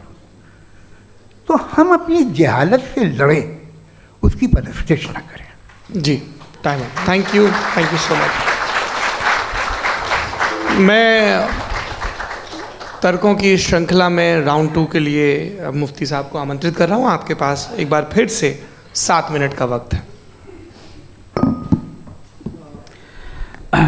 شکریہ. جناب جاوید اختر صاحب کئی مرتبہ دہرا رہے ہیں کہ فیتھ کا مطلب بتائیے, فیتھ کا مطلب بتائیے. میں نے بتا دیا, فیتھ صحیح بھی ہوتا ہے, غلط بھی ہوتا ہے. اور آج ہم فیتھ پہ بات نہیں کر رہے, ہم ٹروتھ اور ڈز گاڈ ایگزسٹ پہ بات کر رہے ہیں. کیا ڈز گاڈ ایگزسٹ, یہ ٹروتھ یعنی گاڈ ہے یا نہیں ہے, اس میں سے دونوں ٹروتھ کیا ہے. اب آپ اسے فیتھ کہہ لیں, بلیف کہہ لیں, ناٹ مائی بزنس. اس کے بعد آپ نے کہا کہ بھائی سوال کرنے سے مذہب روکتا ہے. میں کہتا ہوں جو روکتا ہے وہ روکتا ہوگا, میں نہیں روکتا. بلکہ سوال کریں, سوال کرنا چاہیے. سوال کر کر کے تو ہم آگے بڑھتے ہیں, ترقی کرتے ہیں, اور اسی لیے میں آج یہاں پہ آیا ہوں. لیکن سوال صرف خدا سے نہیں ہوگا, آپ سے بھی ہوگا. سوال ایتھزم سے بھی ہوگا, سوال صرف مذہب سے نہیں ہوگا, سب سے ہوگا. اور آج میں سوال کروں گا اور امید ہے کہ آپ جواب دیں گے. ابھی تک آپ نے ویسے کانٹینجنسی آرگومنٹ کا کوئی جواب نہیں دیا ہے. چلیں, آپ نے کہا یونیورس کے بارے میں ایٹرنل کیوں نہیں بول دیتے. یہ چونکہ لاجیکلی پاسبل ہی نہیں ہے کہ یونیورس ایٹرنل ہو. یونیورس ایک کانٹینجنٹ چیز ہے جو ٹائم اینڈ اسپیس کے پابند ہے, ٹائم اینڈ اسپیس سے باؤنڈ ہے. جو ٹائم اینڈ اسپیس سے باؤنڈ ہوگا وہ کانٹینجنٹ ہوگا, جو کانٹینجنٹ ہوگا وہ اس کی بگننگ ہوئی ہوگی, جس کی بگننگ ہوئی ہوگی وہ ایٹرنل نہیں ہو سکتا. یہ تو کامن سی بات ہے. آپ نے کہا کہ کسی مذہبی کتاب میں ڈائناسور کا ذکر نہیں ہے. افسوس کہ آج تک کسی میتھمیٹکس کے کتاب میں مجھے ڈائناسور کا ذکر نہیں ملا. تو اس کا مطلب میتھمیٹکس کی کتاب بیکار ہے؟ نہیں, اس کا وہ ٹاپک نہیں ہے. ریویلیشن کا اور مذہبی کتابوں کا ٹاپک یہ نہیں ہے کہ آپ کو آ کے بتائے سائیکل کیسے بناتے ہیں, یا آ کر یہ بتائیں کہ جو ہے ڈائناسور کب تھا. وہ تو مورالٹی سکھانے آیا ہے, گاڈ کے بارے میں بتانے آیا, نان فزیکل ریالٹی کی حقیقت کو سکھانے کے لیے آیا. ریلیجن سائنس کو روکتا ہے؟ نہیں روکتا. اگر روکتا ہے تو غلط کرتا ہے. ریلیجن سائنٹزم کو روکتا ہے, جس میں ہمارے جاوید صاحب مبتلا ہیں. سائنس اور سائنٹزم میں فرق ہے. سائنٹزم یہ ہے کہ آپ سمجھیں کہ سائنس اور سائنٹیفک میتھڈالوجی یہ نالج کو حاصل کرنے کا واحد سورس آف نالج ہے. یہ ہے سائنٹزم. ہم اسے ریجیکٹ کرتے ہیں. ہم سائنس کو تو ترقی کرتے ہیں. بھائی آپ ہماری پوری تاریخ کر لیں, پڑھ لیں تو آپ کو پتہ چل جائے گا. بہرحال یہ الگ ٹاپک ہے. اس کے بعد انہوں نے ایک لفظ کہا, ویٹیکن نے فتویٰ دیا. ویٹیکن کا فتوے سے کوئی تعلق نہیں ہے, دونوں کانٹراڈکٹری الفاظ ہیں. اس کے بعد انہوں نے کہا کہ بھائی ہمیں نہیں معلوم. اگر نہیں معلوم تو کلیئرلی کہہ دینا کہ نہیں معلوم ہے, اس میں کیا حرج ہے. تو وہی تو میں کہہ رہا ہوں نا کہ آپ کہہ دیں کہ نہیں معلوم, لیکن کلیم کیوں کر رہے ہیں کہ گاڈ ایگزسٹ نہیں کر رہا ہے. آپ کہہ دیں نہیں معلوم ہے, ہو سکتا ہے ہو سکتا نہ ہو, لیکن آپ کلیم کر رہے ہیں. دا مومنٹ یو سے God does not exist, this is a claim, and now the burden of proof is upon you to, جیسے ہمارے اوپر ہے. اور کیوں ہے میں بتاتا ہوں, کیوں ہے یہ بھی میں بتاتا ہوں. فلسافیکلی جو کلیم ہوتا ہے نا, صرف یہ نہیں ہوتا کہ انسان کہے پازیٹیو کلیم کرے اور نیگیٹو کلیم کرے تو برڈن آف پروف نہیں ہے. آپ مثال کے طور پہ میں کہوں کہ فلاں اس کمرے میں کوئی نہیں ہے, میں نے ایک نالج کا کلیم کیا ہے. اس کمرے میں کوئی نہیں ہے, میں نے ایک نالج کا کلیم کیا. یا تو میں کہوں مجھے نہیں پتا, ہو بھی سکتا ہے نہیں بھی ہو سکتا ہے, دس از ناٹ اے کلیم. لیکن جب میں کہہ رہا ہوں کہ وہاں کوئی نہیں ہے, یا میں کہہ رہا ہوں وہاں کوئی ہے, دونوں کلیم ہے اور دونوں کے اوپر برڈن آف پروف ہے. ہمارے اوپر بھی برڈن آف پروف ہے. میں نے کنٹینجنسی آرگیومنٹ دیا, اسے توڑ کر دکھائیے. آخری چیز انہوں نے کہا کہ خدا دنیا بنانے سے پہلے 150 سال پہلے یا کروڑوں سال پہلے کیا کر رہا تھا. ارے حضرت, چلیں بہرحال میں جواب دے دیتا ہوں. آپ ہمارے ریسپیکٹڈ پرسنالٹی ہیں, اگر آپ نہیں ہوتے تو میں اسے انٹرٹین ہی نہیں کرتا. ٹائم یہ 100 سال پہلے یا 100 سال بعد, پہلے بعد میں ابھی, یہ وہ الفاظ ہیں جن کا تعلق ٹائم سے ہے. ٹائم شروع ہی ہوا ہے یونیورس کی بگننگ کے بعد, تو اس کے پہلے خدا کیا کر رہا تھا, سوال اللاجیکل ہے. یہ فیلسی ہے. یعنی آپ یہ کہہ رہے ہیں کہ یونیورس کے بننے سے پہلے خدا کیا کر رہا تھا. ٹائم کے بننے سے پہلے کا تعلق ٹائم سے, ٹائم اس وقت تھا ہی نہیں, تو یہ سوال ہی انویلڈ ہے خدا کے تعلق سے. دوسری چیز, آرگیومنٹ آف کنٹینجنسی جو میں نے آپ کے سامنے پیش کی ہے, آپ نے بار بار یہ پروف کیا اور یہ کہہ رہے ہیں کہ گاڈ آف گیپس. دیکھیں پہلے نہیں معلوم تھا, سائنس نے کر دیا. سمپل کی مثال سے میں سمجھا دیتا ہوں. جس گیپس کی آپ بات کر رہے ہیں نا, سائنس ان گیپس کو جن چیز کے ذریعے بھی پروو کرے گا وہ کنٹینجنٹی ہوگا, اب چاہے وہ فورس ہو, میٹر ہو یا انرجی ہو. لہٰذا سوال ہمارا اس وقت بھی ویلڈ ہوگا جب تک کہ آپ نیسیسری بینگ پہ نہ آ جائیں, اور انفینٹ ریگریس پاسبل نہیں ہے of causes in practical world, تو ظاہر ہے کہیں رکنا پڑے گا. جہاں رکیں گے وہی خدا ہے. دوسری چیز آپ نے یہ کہا, کیا کہہ رہا تھا میں, کس پوائنٹ کو, what? Oh no, after that, just now. ہاں جہاں رکیں گے وہی خدا ہے. بہرحال تو ٹائم کا ذکر ہو گیا. گاڈ آف گیپ, سوری, یا اس کی ایک مثال آپ لے لیں. ایک کار ہے, ایک صاحب نے دیکھا کہ بھائی کار جو ہے اس کے ویلز کتنے اچھے لگے ہوئے ہیں, صحیح جگہ پہ. اسٹیئرنگ جو ہے کتنے اچھے جگہ پہ لگی ہوئی, اور سیٹس کتنے ویل ڈیزائنڈ ہے, کتنی پریسائزلی یہ کار کام کر رہی ہے. تو ضرور کوئی نہ کوئی اسے کریٹ کیا ہے, کسی نے کریٹ کیا ہے. اب جاوید صاحب آئیں اور کہہ رہے جناب بونٹ کھولیے, اس میں انجن ہے, انجن اس کار کو چلا رہا ہے, hence prove know one has created the car. This is illogical, this is irrational. آپ نے انجن کے ذریعے اس گیپ کو تو ثابت کیا, لیکن کیا اس سے کار کی جو کریشن ہے اور اس کا جو کریٹر ہے یہ امپاسبل ہو جائے؟ ایسا پاسبل ہے؟ اس کا سوال ختم ہو جائے؟ ایسا پاسبل ہے؟ نہیں. آپ نے گیپس کو فل کر کے, کنٹینجنٹ چیزوں سے گیپس کو فل کر کے ہمارے آبزرویشن کو اور براڈ کر دیا. اب ہمیں اور پتہ چل گیا کہ یہ جو کار ہے اس کا سسٹم کتنا زیادہ کمپلیکس ہے. پہلے کم سمجھتے تھے, اب کمپلیکسٹی اور زیادہ واضح ہو گئی. اب ہمیں سمجھ میں آ رہا ہے کہ ہماری سرٹنٹی اور بڑھ گئی کہ ضرور اس کار کو کسی نہ کسی نے بنایا. یہی معاملہ یونیورس کا ہے. سائنس ہمیشہ فزیکل ورلڈ کی چیزوں کو ہی فل کرتی جائے گی اور فزیکل چیزوں سے ہی کرتی جائے گی, چونکہ امپیریکل ایویڈنس کا تعلق فزیکل ورلڈ سے ہے. آپ سائنس کے ذریعے میٹا فزیکل ریالٹی کو کبھی ثابت نہیں کر سکتے. یہ رانگ ٹول کا استعمال کرنا ہے.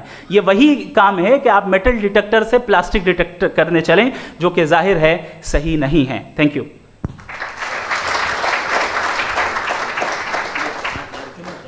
جی, یہ آرگیومنٹ کا راؤنڈ 2 ہے. 7 منٹ ہے.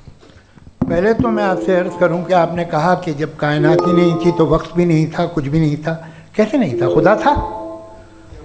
ایک ایگزسٹنس تو تھا نا خدا کا. تو جب خدا تھا تو وقت بھی ہوگا. ایسا نہیں ہے کہ کچھ بھی نہیں تھا, خدا تھا. اچھا, باقی یہ کہ آپ نے کہا صاحب آپ ثابت کیجئے, آپ کے پاس بھی لاجک ہے, میرے پاس بھی لاجک ہے. میرا ذمہ داری نہیں ہے ثابت کرنا کہ خدا ہے. برٹن رسل نے بڑی اچھی بات کہی. برٹن رسل نے بڑی اچھی بات کہی. میں آپ سے اگر یہ دعویٰ کروں کہ ایک چائے کی کیتلی مریخ کے چاروں طرف گھوم رہی ہے, مارس کے چاروں طرف, تو یہ آپ کا کام نہیں ہے کہ آپ ثابت کریں کہ کوئی چائے کی کیتلی نہیں ہے. یہ میرا کام ہے, میں نے دعویٰ کیا ہے. یہ دعویٰ تو مذہبی لوگ کرتے ہیں کہ خدا ہے. میں کیوں ثابت کروں کہ نہیں ہے؟ جب تک آپ مجھے کنونس نہیں کر دیں میں نہیں مانوں گا. آپ کی ذمہ داری ہے, میری ذمہ داری نہیں ہے. دوم یہ کہ یہ جو آپ کہہ رہے ہیں جو گیپس ہیں, یہ گیپ جب کسی مذہب کو چیلنج کرتے ہیں, جب ایسا کوئی بات آتی ہے تو ہنگامہ ہو جاتا کہ جب وہ چیلنج کریں کسی فیتھ کو. یہ تمام سائنس جو ہے اسے مختلف جگہوں پہ مختلف وقتوں میں مذہب نے روکنے کی کوشش کی ہے. یہ کتاب ہے ریلیجن اینڈ سائنس, برٹن رسل کی, پڑھیے گا, اچھی لگے گی آپ کو. تاریخی ہے سائنس, مذہب کی سائنس سے اس کا یہی رشتہ ہے. اچھا, اب یہ ہم سوچیں کہ بہرحال یہ وجود جو ہے مذہب اور یہ بلیو ان گاڈ انسان کو بہتر بنا دیتا ہے. تو ایک کام کیجئے, ہندوستان ورلڈ کا نقشہ لیجئے اور مارک کیجئے کہ ریلیجن کہاں کہاں زیادہ ہے, کہاں کہاں, چاہے وہ لیٹن امریکہ ہو یا مڈل ایسٹ ہو یا فار ایسٹ ہو یا ہندوستان کے وہ علاقے جہاں مذہبیت زیادہ ہے. رکھ دیجئے نقشہ الگ. اب دوسرا نقشہ کہ کہاں کہاں ناانصافی, ریپریشن, عورتوں کے حقوق کی پامالی, ظلم, ڈکٹیٹرشپ کہاں ہے, نقشہ ایک ہی ہوگا. تو آپ مجھے بتائیں کہ جو اس کا ترکیب استعمال کیا ہے. خدا کا ترکیب استعمال تو بتائیے. آپ چھوٹی سی دوا سڑک پہ بیچتے ہیں, اس کی بھی ترکیب استعمال بتاتے ہیں. اس کے استعمال سے تو فائدہ نہیں ہوا کسی کو. جو سارے کے سارے خراب ملک ہیں, خراب سماج ہے, وہ سارے ظلم خدا کے نام پہ کرتے ہیں. وہ غلط کرتے ہیں, صحیح کرتے ہیں, مجھے کیا لینا دینا اس سے. استعمال سے معلوم ہوتا نا. ایک وسکی کی بوتل کبھی شاید دیکھی ہو آپ نے, لال رنگ کی ہوتی ہے, اس پہ روشنی اور چھپڑی انتہائی خوبصورت لگتی ہے, کیا بگاڑ رہی ہے کسی کا. اس کا استعمال غلط ہے, اس لیے آپ اسے ناپسند کرتے ہیں. اس کا استعمال غلط ہے, اس تصور کا استعمال ہی غلط ہے اور ہمیشہ سے غلط ہوا ہے. آپ دیکھ لیجیے, انسانی تاریخ دیکھ لیجیے, آج دیکھ لیجیے, ہندوستان دیکھیے, دنیا دیکھ لیجیے, کیا ہو رہا ہے. اسے کیسے استعمال کر رہے ہیں. فیتھ والے لوگ کیا فیئر ہیں, جسٹ ہیں, جو اپنے خداؤں پہ یقین رکھتے ہیں, وہ کس طرح کے لوگ ہیں. وہ لوگوں کو انصاف دیتے ہیں, وہ بہتر انسان بنے. تو اس دوا کا فائدہ کیا ہے. چلو بہت فائدہ ہو رہا تو میں استعمال کر لوں گا. مجھے تو اس دوا کا کوئی فائدہ دکھتا ہی نہیں. مجھے تو ایسا لگتا. میں ایک اور بات بتاؤں, اگر کوئی آدمی مذہبی ہے اور اچھا آدمی ہے تو میں اس کی بہت عزت کرتا ہوں, اس لیے کہ میرا خیال ہے مذہبی آدمی کا اچھا ہونا مجھ سے اچھا ہونے سے زیادہ مشکل ہے. भाई हर चीज़ की एक लिमिट है. आप इतना भाग सकते हैं, इतना नहीं भाग सकते. इतना वजन उठा सकते, इतना नहीं उठा सकते. इतना दूर देख सकते हैं, इतना दूर नहीं देख सकते. उसी तरह कॉमन सेंस कहता है कि आप में नेकी का भी एक कोटा होगा. अब आप अगर सुबह जाते हैं अपनी इबादत गाह और इबादत करते हैं, तो बाहर निकलते हैं तो आप तो यही महसूस करते हैं कि आपने एक बहुत अच्छा काम किया. आपकी नेकी का एक बहुत बड़ा कोटा खर्च हो गया जिससे किसी का कोई फ़ायदा नहीं हो. मैं तो नहीं जाता हूँ, तो मुझे तो किसी को खाना खिलाना पड़ेगा, किसी बेवा की मदद करनी पड़ेगी. मैं अपना कोटा कैसे कंज्यूम करूं? आप अपना कोटा, सारे मजहबी लोग इंतहाई यूजलेस कामों में यूज़ करते हैं. उसके बाद भी अगर आप में बच्ची है थोड़ी सी शराफत, तो भाई वाह क्या बात है.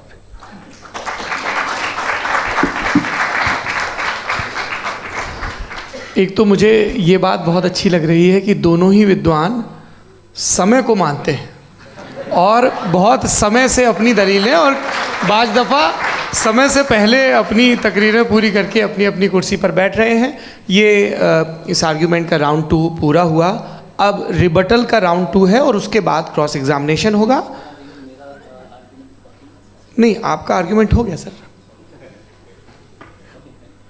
हमारे यहाँ स्कूल के सिलेबस में पंच परमेश्वर कहानी पढ़ाई जाती है, प्रेमचंद जी की लिखी हुई. आप निश्चिंत रहिए, आपके कोई राउंड में मिस नहीं होने दूंगा.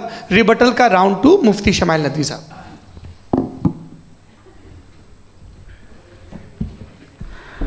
असल में जो हकीकी प्रॉब्लम है, असल प्रॉब्लम है, वो ये है कि जावेद साहब के पास कॉन्सेप्ट ऑफ गॉड क्लियर नहीं है. इन्होंने कहा कि कायनात से पहले खुदा तो था, तब भी तो टाइम होगा. ये टाइम कायनात का हिस्सा है. हम खुदा, उस खुदा को मानते हैं नेसेसरी बीइंग का टाइमलेस होना ज़रूरी है, चूँकि वो टाइम का क्रिएटर है. जब उसने टाइम को क्रिएट किया तो वो खुद टाइम पे कैसे होगा? उसने जब स्पेस को क्रिएट किया तो खुद स्पेस में कैसे होगा? अगर वो टाइम एंड स्पेस को पहले से ही उसका पाबंद है तो फिर किस चीज़ को उसने क्रिएट किया? लिहाजा ये सवाल गलत है कि खुदा था तो टाइम होगा. बिल्कुल नहीं. टाइम के पाबंद हम है, खुदा नहीं है. हम फिजिकल वर्ल्ड से ताल्लुक़ रखते हैं, वो मेटाफिजिकल रियलिटी है. दूसरी चीज़ इन्होंने मिसाल दी कि चाय की केतली हवा में घूम रही होगी, और पता नहीं शायद वो बर्टन रसल का उन्होंने हवाला दिया. बहरहाल यही प्रॉब्लम है. प्रॉब्लम यही है कि हम चीज़ों के दरमियान डिफ्रेंशिएट नहीं कर पाते हैं. ये जो आपने मिसाल दी ये इमेजिनेशन है, और मैं जो साबित कर रहा हूँ वो लॉजिकल नेसेसिटी है. आप इमेजिन करना है तो कुछ भी करें, जुपिटर में पिंक एलिफेंट होगा, यूनिकॉर्न होगा, करें. उससे कायनात पे क्या फ़र्क पड़ता है? उससे आप लॉजिकल नेसेसिटी साबित नहीं कर सकते. मैं तो उस प्राइम कॉज की बात कर रहा हूँ, उस नेसेसरी बीइंग की बात कर रहा हूँ जिसके बगैर इस कायनात का एग्जिस्टेंस मुमकिन नहीं है. दूसरी चीज़, मजहब को साइंस चैलेंज करती है वगैरह वगैरह, ये हमारा टॉपिक ही नहीं है. मैं इस पर बात करूँगा तो फिर मेरा वक्त चला जाएगा. मजहब के ऊपर चूँकि हमारी डिस्कशन नहीं है. साइंस को मजहब और बिलखुसूस मैं और हमारा वर्ल्ड व्यू कम अज़ कम साइंस को पीछे नहीं करता है, साइंटिज़म की मजम्मत करता है. इसकी वजाहत मैंने पहले कर दी. दूसरी चीज़ इन्होंने कहा वर्ल्ड का नक्शा लीजिए, वर्ल्ड मैप लीजिए, 2 अलग अलग जगह की. हज़रत मैंने ये होमवर्क किया था और मैंने मिडिल ईस्ट का एक नक्शा लिया और यूरोप का एक नक्शा लिया. ये मजहबी इलाका और ये लिबरल और एथीस्ट इलाका. मुझे पता चला कि सबसे ज़्यादा रेप केसेस जो हैं वहाँ पर हैं.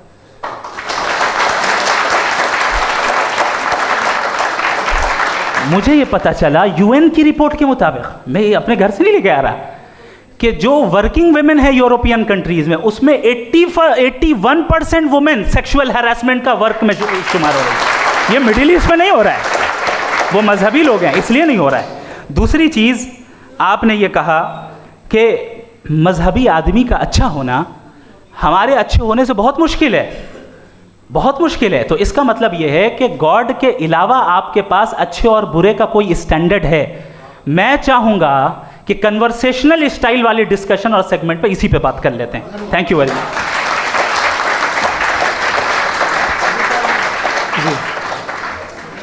ये रिबटल का राउंड 2 है. आपके पास 5 मिनट का वक्त है और इसके बाद क्रॉस एग्जामिनेशन शुरू करेंगे. आप चाहें तो जो इन्होंने सवाल पूछे उनके जवाब आप रिबटल में भी दे सकते हैं. जी.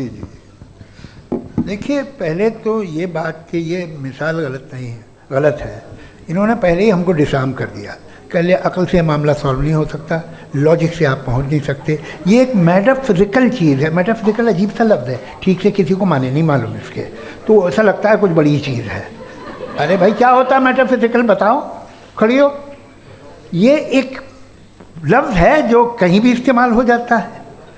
जब आप एक बात कर रहे हैं और आप मुझसे बहस कर रहे हैं तो मुझे मेटाफिजिकल मत बताइए, आप लॉजिकली मुझे प्रूव किए। और अगर लॉजिकली आप नहीं बात करते साहब ये मेटाफिजिकल है, तो फिर हम आप बात क्या कर रहे हैं? मेरा आपका किस ज़बान में कॉन्वर्सेशन होगा? और ये कहना कि वक्त पहले नहीं था, तो फिर क्यों कहते हैं ये हमेशा से और हमेशा रहेगा? हमेशा वक्त है, तो आप कैसे कहते हैं वो हमेशा से है और हमेशा रहेगा? हमेशा का मतलब है कोई वक्त, अगर वक्त ही नहीं है तो हमेशा कैसे? बाहर वो रहेगा। अब मैं ये देखता हूँ, आपने कहा ना कि वहाँ रेप ज़्यादा होते हैं, तो हम एक बात देखते हैं कि ये दुनिया जिस पे वो कादर मुतलक है, जिसकी मर्ज़ी के बगैर पत्ता भी नहीं हिलता, ओमनीपोटेंट है, ये दुनिया चल कैसे रही है? और इस दुनिया का हाल क्या है? 45,000 बच्चे जो 10 साल की उम्र से कम थे वो गाज़ा में मरे। भूख से काला हांडी में बच्चे मरते हैं और डिप्थेरिया से मरते हैं। डिप्थेरिया अजीब मर्ज है, गले में जाली बनना शुरू होती है, बच्चा नीला हो जाता है, गरीब का बच्चा, इसलिए कि उपास इलाज नहीं। ये कादर मुतलक है जो चाहे कर दे, इससे आप दुआएं मांगते हैं हमारी ये काम कर दे वो कर दे, तो इसका मतलब डे टू डे लाइफ में वो इंटरफेयर करता है और ये देख रहा है वो। अगर वो वाकई भी है फॉर डिस्कशन सेक, तो मैं जब दुनिया देखता हूँ तो मेरे दिल में उसके लिए कोई इज्जत नहीं पैदा होती। ये क्या कर रहे हो तुम पूरे ऑल पावरफुल हो, ओमनीपोटेंट हो, ओमनी प्रेजेंट हो। तुम तो वहाँ गाज़ा में रहे होगे ना, तुम हर जगह हो। तुम देख रहे थे कि बच्चे की कैसे धज्जियाँ उड़ रही, तुम देख रहे थे और तुम चाहते हो मैं तुम्हारी परस्तिश करूँगा, तुम हो भी। अरे यार, इसके अच्छे तो हमारे चीफ प्राइम मिनिस्टर हैं, कुछ तो ख्याल करते हैं। कमाल है, आप किसकी इबादत कर रहे हैं? अगर वो है भी, ये दुनिया नाइंसाफ़ी से, जुल्म से, जबर से, तशद्दुद से भरी हुई है। और आप ये मत कहिएगा कि वो देख रहा है और वो बताएगा एक दिन। अगर वो देख रहा है और इंटरफेयर नहीं करता तो आप दुआ क्यों मांगते? आप कहते हैं मेरा ये काम करा दे, इसके मतलब है वो दखल दे सकता है, वो आपको नौकरी दिलवा सकता है, भले दूसरे आदमी को न मिले, मगर आपका काम कर देगा चूँकि आपने दुआ मांगी है। तो जब वो आपको नौकरी दिला सकता है, लड़की की शादी कर सकता है, बेटे को ग्रीन कार्ड दिलवा सकता है, तो कम से कम ये जो मर रहे हैं बच्चे, इनको रोक दे, कुछ तो करे। मुझे तो दुनिया में, इस दुनिया का कोई मालिक है, इसका ओमनीपोटेंट कोई रूलर है, और ये दुनिया ऐसी चल रही है। मैं तो चाहूँगा कि भाई ना हो, अगर हो तो बड़ी शर्मिंदगी की बात है। शुक्रिया।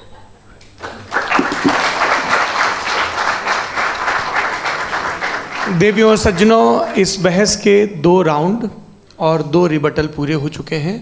अब सबसे ज़रूरी और सबसे मुश्किल राउंड शुरू हो रहा है, क्रॉस एग्जामिनेशन का। अब इन विद्वानों की सज्जनता की एक परख भी होगी और वक्त हमने 16 मिनट का तय किया है। पहला सवाल आप पूछना चाहेंगे? जी बिल्कुल। पहले बोले भी आपके आप माइक ले लीजिएगा हाथ में, ये नीचे से ऑन जाए।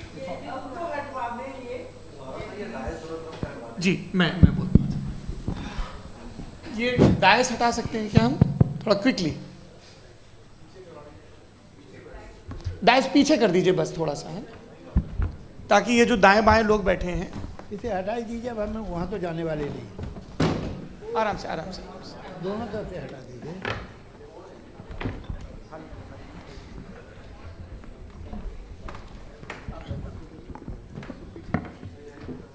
इस बीच आप लोग भी अपने अपने सवाल तैयार कर लें। ये ध्यान रखेंगे कि मैं यहाँ से सवाल लूँगा, आप लोगों को अपना हाथ ऊपर करना है, अपना नाम बताना है और अधिकतम 3 वाक्यों में अपना सवाल पूरा करना है। कई लोग सवाल की जगह भाषण देने लगते हैं, उससे आज बचना है। जी मुफ्ती साहब, पहला सवाल आपका, 16 मिनट हैं, हम दोनों लोगों के सवाल लेंगे। जी बहुत शुक्रिया। आपकी जो अभी बात हुई बहुत अहम थी, मैं इसको चाहूँगा कि आगे डिस्कस करूँ, लेकिन चूँकि अभी ये वो सेगमेंट है क्रॉस एग्जामिनेशन, तो سب سے پہلا سوال آپ سے یہ ہے کہ جو میں اتنی دیر سے کنٹینجنسی آرگیومنٹ آپ کو بتا رہا تھا، یہ عقل سے ہی بتا رہا تھا حضرت. آپ یہ بتائیں کہ آپ انفینٹ ریگریس آف کازز کو پاسبل مانتے ہیں یا نیسیسری بینگ کے ایگزسٹنس کو صحیح سمجھتے ہیں؟ چونکہ دو ہی آپشن ہو سکتا ہے. آپ یہ بتائیں. دیکھیے آپ کو میں ایمانداری سے بات کروں، ایک تو میں کانٹیجنسی ورڈ ٹھیک سے سمجھتا نہیں، اور اس وقت بھی جو آپ نے انگریزی کے الفاظ استعمال کیے وہ ذرا تھوڑے سے مجھے ڈیفیکلٹ اور کمپلیکیٹڈ لگے، تو آپ ذرا سمپل زبان میں سوال کر سکتے ہیں؟ بالکل کر سکتا ہوں. جی. یونیورس کی ہر چیز کانٹینجنٹ ہونے کا مطلب یہ ہے کہ وہ اپنے ایگزسٹنس میں کسی کے اوپر ڈیپینڈڈ ہے. جو بھی چیز ڈیپینڈڈ ہوگی وہ چیز انڈیپینڈنٹ نہیں ہو سکتی، تو اس کا کوئی نہ کوئی کاز ہوگا. تو اب آپ کیا سمجھتے ہیں کہ یہ انفینٹ ریگریس ہے، یعنی کاز پر کاز، کاز پر کاز، کاز پر کاز، اور کبھی کوئی یعنی یہ اینڈلیسلی چلتا رہا؟ چونکہ اگر ایسا ہوگا تو ہم تو ایگزسٹنس میں آتے ہی نہیں. لاجیکلی یہ متفق علیہ چیز ہے، متفق علیہ اگریڈ اپون. اس پہ ہم نے ایگری کیا تھا کہ مشکل شبد آئے گا تو ارتھ بتانا پڑے گا. تو انفینٹ ریگریس تو پاسبل نہیں ہے، تو کہیں نہ کہیں آپ کو رکنا پڑے گا ایسے نیسیسری بینگ پر. نہیں، کوئی ضرورت نہیں رکنے کی. کس نے کہا آپ رکنا پڑے گا؟ آپ رکتے ہیں خدا پہ، آپ نہیں رکتے. آپ کہتے ہیں وہ ہمیشہ سے، جب اس وقت سے جب وقت نہیں تھا. آپ کہاں رکتے ہیں کہ اب ہوا تھا وہ؟ آپ نہیں کہتے. ہم کیوں نہیں مان سکتے کہ یونیورس جو ہے اور بلکہ ملٹی ورسز جو ہے وہ ہمیشہ سے ہیں، وہ بنتی ہیں، بگڑتی ہیں. ایک ہمارے یہاں ایک چیز ہے بلیک ہول، وہ سمیٹ لیتا ہے واپس، پھر بلاسٹ ہوتا ہے، پھر پھیل جاتا ہے. اور اس میں ہماری تو خیر کوئی اوقات ہی نہیں ہے انسان کی. ایک چھوٹے سے ذرے پہ ہم 50-60 سال کی عمر رکھتے ہیں، جو کروڑا اربوں سال کی کائنات ہے اس میں، اور پیدا بھی نہایت ہی بےہودہ وجہ سے ہوئے تھے. تو اس میں یہ سوچنا کہ اس کی وجوہات اور یہ کیوں ہے، یہ ڈیپینڈنٹ ہے، یہ ہم دیکھ رہے ہیں. کیا معلوم؟ آپ سوچئے کہ یہ جو پھیل رہی ہے کائنات، یہ کہاں پھیل رہی ہے، یہ کہاں جا رہی ہے، اور یہ پھیل کیوں رہی ہے؟ ارے بنا لی تھی تم نے، رکو بھیا، ہاں کافی ہے. یہ پھیل کیوں رہی ہے؟ یہ اور کون سی کائنات جسے میں دوربین سے دیکھتا ہوں تو 2 بلین لائٹ ایئر پہ ہے، اس سے میرا کوئی واسطہ ہی نہیں ہے. 2 بلین ایئر یعنی اگر میں 80,000 مائلز پر سیکنڈ سے چلوں تو 20 کروڑ سال میں وہاں پہنچ جاؤں گا. اس کی ضرورت کیا تھی؟ یہ دنیا، یہ کائنات تو انسان اشرف المخلوقات کے لیے بنائی گئی نا. تو یہ سب یہ ٹرم سمجھ میں نہیں آیا. اس میں کوئی خاص سمجھنے والی بات تھی بھی نہیں. یہ جو الٹیمیٹ کہا یہ جاتا ہے کہ یہ جو پوری یونیورس ہے، یہ جو دنیا ہے، یہ انسان کے لیے بنائی گئی. اچھا، یہ سب انسان کے لیے. کیوں صاحب؟ صحیح ہے نا؟ بالکل. لیکن اس کا یہ مطلب نہیں کہ کسی چیز کے پیچھے ریزن آپ کو نہیں پتا تو ریزن نہیں ہے. اسے کہتے ہیں نہیں، مجھے نہیں پتا، لیکن میری ذمہ داری نہیں ہے. وہ بالکل صحیح کہا تھا اس نے، برٹن رسل نے. آپ نے اسے مذاق میں ٹال دیا کہ بھائی آپ ایک دعویٰ کر رہے ہیں، میں کیوں کہوں کہ یہ غلط ہے دعویٰ؟ آپ پروف کیجئے. میرے پہ ذمہ داری ہی نہیں ہے، میں نے تھوڑی کہا ہے. آپ پروف کیجئے کہ یہ صحیح ہے. آپ آرگیومنٹ آف کنٹینجنسی کا جواب ہی نہیں دے رہے ہیں. پوچھنا چاہیں گے؟ آپ سوال پوچھنا چاہیں گے مفتی صاحب سے؟ کیونکہ یہ کراس ایگزامینیشن کا دور ہے. آپ جیسے پہلے بول رہے تھے فیتھ کو لے کے کچھ. میں یہ پوچھنا چاہوں گا کہ خدا نے جو بھی ریولیوشنز کیے ہیں، ایک مذہب کے لیے بہت سے مذہبوں میں کیے ہیں، الگ الگ ریولیوشن ہیں. کہیں کچھ ایک باتیں ہیں، کانٹرڈکشن بھی ہے آپس میں. کہیں کچھ آپ کر سکتے ہیں، کہیں کچھ نہیں کر سکتے. ایسا نہیں ہے کہ سب کی کوڈ آف مورل ایک ہے. تو یہ قصہ کیا ہے؟ اب آپ یہ دیکھیے کہ مجھے کبھی کبھی لگتا ہے کہ یہ جو فٹ بال فائنل ہوتا ہے، لاکھوں لوگ ہوتے ہیں، پھر وہ ٹی وی کور کر کروڑوں لوگ. اگر اس میں خدا کی ایک بومنگ آواز آ جاتی، میں گاڈ ہوں، تو سارے لوگ ابھی سن لیتے اور ٹی وی پہ بھی سن لیتے، قصہ ختم ہوتا. یہ اتنی رازداری کیا ہے کہ تم سامنے کچھ تو ثبوت دے دو ہمیں سالڈ. یہ کہہ رہا صاحب یہ یونیورس کیسے بنی؟ اس سے مسئلہ کیا حل ہوگا؟ میں پوچھوں گا آپ سے خدا کیسے بنا؟ کیوں نہیں پوچھوں گا کیسے بنا؟ بلکہ وہ تو کائنات سے کہیں زیادہ انٹیلیجنٹ ہے، کائنات سے کہیں زیادہ جی وہ ہمیشہ سے ہے. آپ کہیں گے میں مان لوں گا. اچھا، دویم وہ قادر المطلق، یعنی قادر مطلق کا مطلب اومنی پوٹنٹ، وہ جو چاہے کر سکتا ہے. آپ کو نوکری دلوا سکتا ہے، آپ کی اچھی جگہ شادی کروا سکتا ہے، آپ کے پڑوسی आपका मुकदमा हरवा सकता है, आपको जिता सकता है, सब काम करता है। थोड़ा सा माइक क्लोज जी। वो इस दुनिया को चला कैसे रहा है, ये दुनिया कैसे चल रही है, आपको इस पर हैरत नहीं होती? या क़यामत के बाद कभी एक जस्टिस होगा, जब ये बच्चा मर चुका होगा जिसकी धज्जियाँ उड़ गई बम से, इसको इंसाफ मिलेगा तब? अच्छा, अब जवाब दूं? हाँ दीजिए। मैं वही इसीलिए आप की तरफ आता। सबसे पहले आपने रेवलेशन और स्क्रिप्चर्स की बात की, इस पे मैं बात कर सकता हूँ लेकिन आज नहीं करूँगा चूँकि वक्त कम है, कभी और इस पे डिस्कस करेंगे। मैं तैयार हूँ उस पर भी बात करने के लिए। ये अभी से राउंड 2 की भूमिका तय हो रही है। Does God exist round 2? जी, चूँकि आज गॉड के एग्जिस्टेंस पे बात है तो मैं उसी के रिलेटेड जो है आपके सवालात को एंटरटेन भी करूँगा और मैं भी पूछूंगा। आपने कहा कि आपने साबित ही नहीं किया, जबकि आर्ग्यूमेंट ऑफ कॉन्टिंजेंसी बुनियादी आर्ग्यूमेंट है। आप मुझे कॉन्टिंजेंसी का मतलब बताइए, आपका मतलब क्या कॉन्टिंजेंसी? कॉन्टिंजेंसी का मतलब ये हुआ कि हर वो वजूद जो किसी भी चीज़ का पाबंद है, हर वो वजूद या हर वो चीज़ जो अपने एग्जिस्टेंस में किसी भी चीज़ के पाबंद है और उससे बाउंड है, उसको उसकी ज़रूरत है, उस पर डिपेंड करती है, तो जाहिर सी बात है कि उसका कोई ना कोई कॉज होता है। ये तो अक्ल की बात है, ये आप रीजनिंग की बात करते हैं, मैं वही कर रहा हूँ। दूसरी चीज़ आपने ये बात कही कि इतने बिलियन लाइट ईयर्स दूर है, उसका मेरा क्या लेना देना। फिर मेरे ख्याल से आपको ये नहीं कहना चाहिए I think therefore I am an atheist. आपको सोचना चाहिए, सिर्फ आप एक लिमिटेड दायरे में रहकर नहीं सोचें बल्कि बाहर निकलकर सोचें। आपने तीसरा सवाल किया, आपने 2-3 सवाल एक साथ। ऐसी बातें ना कीजिए, कुत्तों को इतराज़ हो जाएगा आप पे कि आप कुछ भी सोचें, ये इजाज़त आपको है नहीं, मुझे है।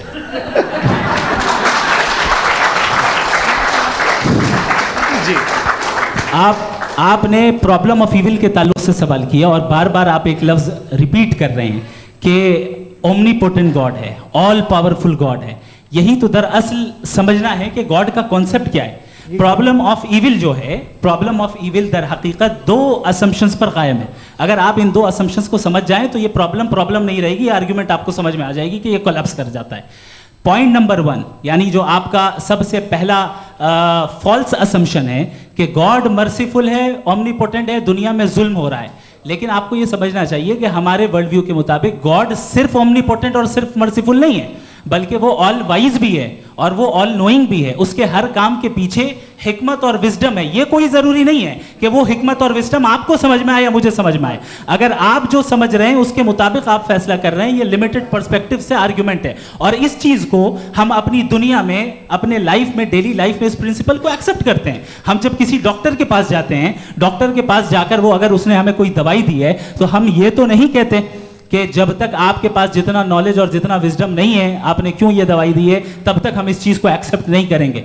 नहीं कहते, हम उसकी अथॉरिटी को तस्लीम करते हैं। क्यों? क्योंकि उसकी हम जानते हैं कि वो नॉलेजेबल है, वो विजडम वाला है, हमसे ज़्यादा नॉलेज और हमसे ज़्यादा विजडम है। बताएं सर। नहीं, डॉक्टर में और खुदा में बड़ा डिफरेंस है। डॉक्टर पढ़ा लिखा होता है, एक तो मैं उसकी बात सुनूंगा। 2 ये नहीं, कुछ जवाब तो ये भी नहीं है सर। प्लीज, अगर सब ऑडियंस से बोलने लगेंगे तो फिर मतलब नहीं सिविलाइज्ड बहस का। मतलब आप ये कहें कि चूंकि आप डॉक्टर पे बिलीव करते हैं इसलिए खुदा पे बिलीव किए, क्या ये मिसाल आपको समझाने के लिए आर्गुमेंट है, इस पे आपको एतराज़ नहीं है। तो सिंपल बात ये है कि मैं अगर ये यकीन कर लूँ कि एक ओमनीपोटेंट, उसकी मसलहत है, ये जो बच्चे मर रहे हैं ये मसलहत है उसकी, मुझे नहीं चाहिए इसकी मसलहत। उसकी मसलहत नहीं, यही तो समझना है, मतलब एक्सपीरियंस। अच्छा, इस आपने अभी मेरी बात पूरी सुनी नहीं। मैंने कहा आपका पूरा आर्ग्यूमेंट 2 फॉल्स असम्पशंस पर है। एक फॉल्स असम्पशन मैंने बता दिया, दूसरा फॉल्स असम्पशन ये है कि इस दुनिया में इविल के होने का कोई गुड रीजन नहीं है, जबकि हमारे पास बाज रीजंस मौजूद हैं, हमारे पास बाज वजूहात मौजूद हैं। अगर इस दुनिया में इविल ना हो तो आप गुड को डिफाइन कैसे करेंगे? अगर जुल्म ना हो आप इंसाफ को समझेंगे कैसे? अगर तारीकी ना हो तो आप लाइट को समझेंगे कैसे?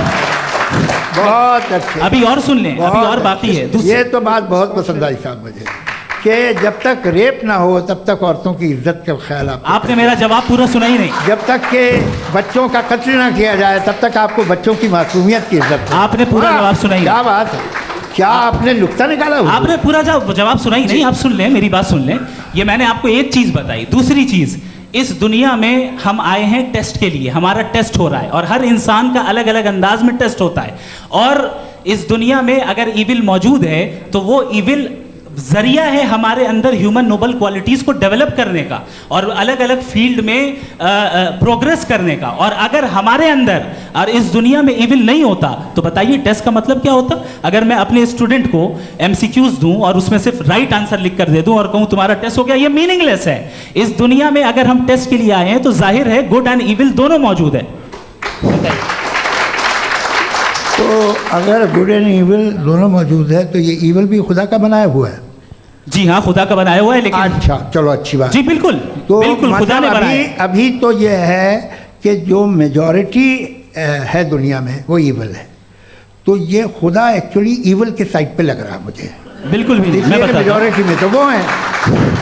کیا بات کر رہے ہیں بھائی آپ؟ کوئی بھی جو منصف ہوگا, چاہے آپ کا اپنا گھر ہو جس کے آپ سب سے بڑے ہیں, چاہے آپ کی آرگنائزیشن ہو جو آپ چلاتے ہیں, وہاں پر آپ ایول رکھیں گے ثابت کرنے کو کہ باقی لوگ شریف ہیں. میری بات سن کیا یہ آرگیومنٹ ہی غلط ہے؟ اگر کہ جب تک کہ کوئی ایول نہیں ہوگا تب تک کہ شریف آدمی شریف نہیں لگے گا. اگر ایگزامینر غلط آپشن دے رہا ہے تو ایگزامینر ایول نہیں ہو گیا, جو غلط آپشن کو سلیکٹ کر رہا ہے وہ فیل ہوگا. کریٹر نے ایول کو بنایا ہے لیکن وہ ایول نہیں ہے. اچھا سنیے میری بات, لیٹ می کمپلیٹ سر. جی جی, کریٹر نے ایول کو بنایا ہے ٹیسٹ کے لیے, وہ ایول نہیں ہے. ایول وہ ہوگا جو اسے اختیار کرے گا. چھری کو بنانے والا غلط نہیں ہوتا ہے, چھری کا غلط استعمال کرنے والا غلط ہوتا ہے. ریپ کو کیسے غلط استعمال کرتے ہیں؟ ریپ انسان کے فری ول کا نتیجہ ہے. یہ ریپ کیسے غلط استعمال ہوتا ہے؟ یہ اب سن لیں, اب سن لیں. غلط استعمال ہوتا ہے. ہاں میں بتا رہا ہوں نا, کیسے غلط میں بتا رہا ہوں کہ جو ایول اس دنیا میں موجود ہے اس کے کئی سارے طریقے ہیں. ایک طریقہ انسان کا اپنا فری ول ہے. اب اگر کوئی ریپس ریپ کر رہا ہے تو اس کا گاڈ کا قصور نہیں ہے, وہ اپنے فری ول کا غلط استعمال کر رہا ہے, اس کو سزا ملنی چاہیے اور اسی کے لیے جہنم بنائی گئی ہے. یہ فری ول کا بھی بڑا چکر. آپ جب کوئی برا کام کرتے ہیں یا کوئی برائی ہوتی ہے تو یہ کہا جاتا ہے کہ یہ فری ول ہے. 7 billion free whales are moving on this planet. 7 billion free will. اور ایک آدمی اپنی فری ول سے مجھے قتل کر دے تو میں خدا کی مرضی سے مارا ہوں کہ اس کی فری ول کی وجہ سے؟ میری موت خدا کے ہاتھ ہے یا یہ فری ول والے کے ہاتھ ہے؟ خدا نے فری ول کا نظام بنایا ہے اور اس نظام کا غلط استعمال کر کے کوئی آپ کو مار رہا ہے, استعمال کر کے میرا قتل کر دیتا ہے. اب میری موت کا ذمہ دار کون ہے؟ وہ انسان ذمہ دار ہے. وہ انسان. جی. تو یہ کہنا کہ اور اس کو سزا ملے گی. تو اب آپ آگے چلیے کہ یہ طے کرنا کہ اللہ ہی یا اللہ نے خدا ہی زندگی دیتا ہے, خدا ہی موت دیتا ہے, یہ غلط ہے.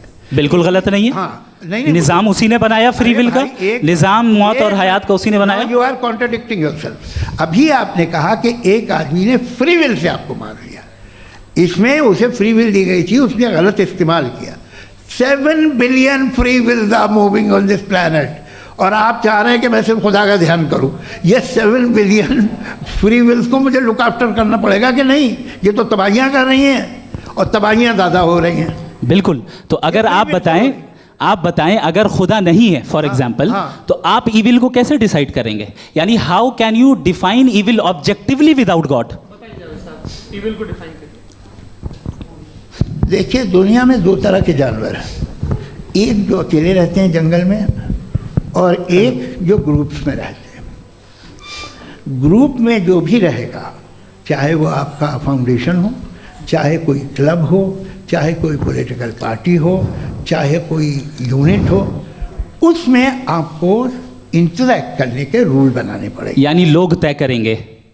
اگر لوگوں نے یہ طے کیا کہ کسی کا ریپ کرنا صحیح, آپ جسٹیفائی کریں گے؟ آپ کا فاؤنڈیشن تو یہ ہو گیا نا کہ لوگ ایول ڈیسائیڈ کریں گے. نہیں.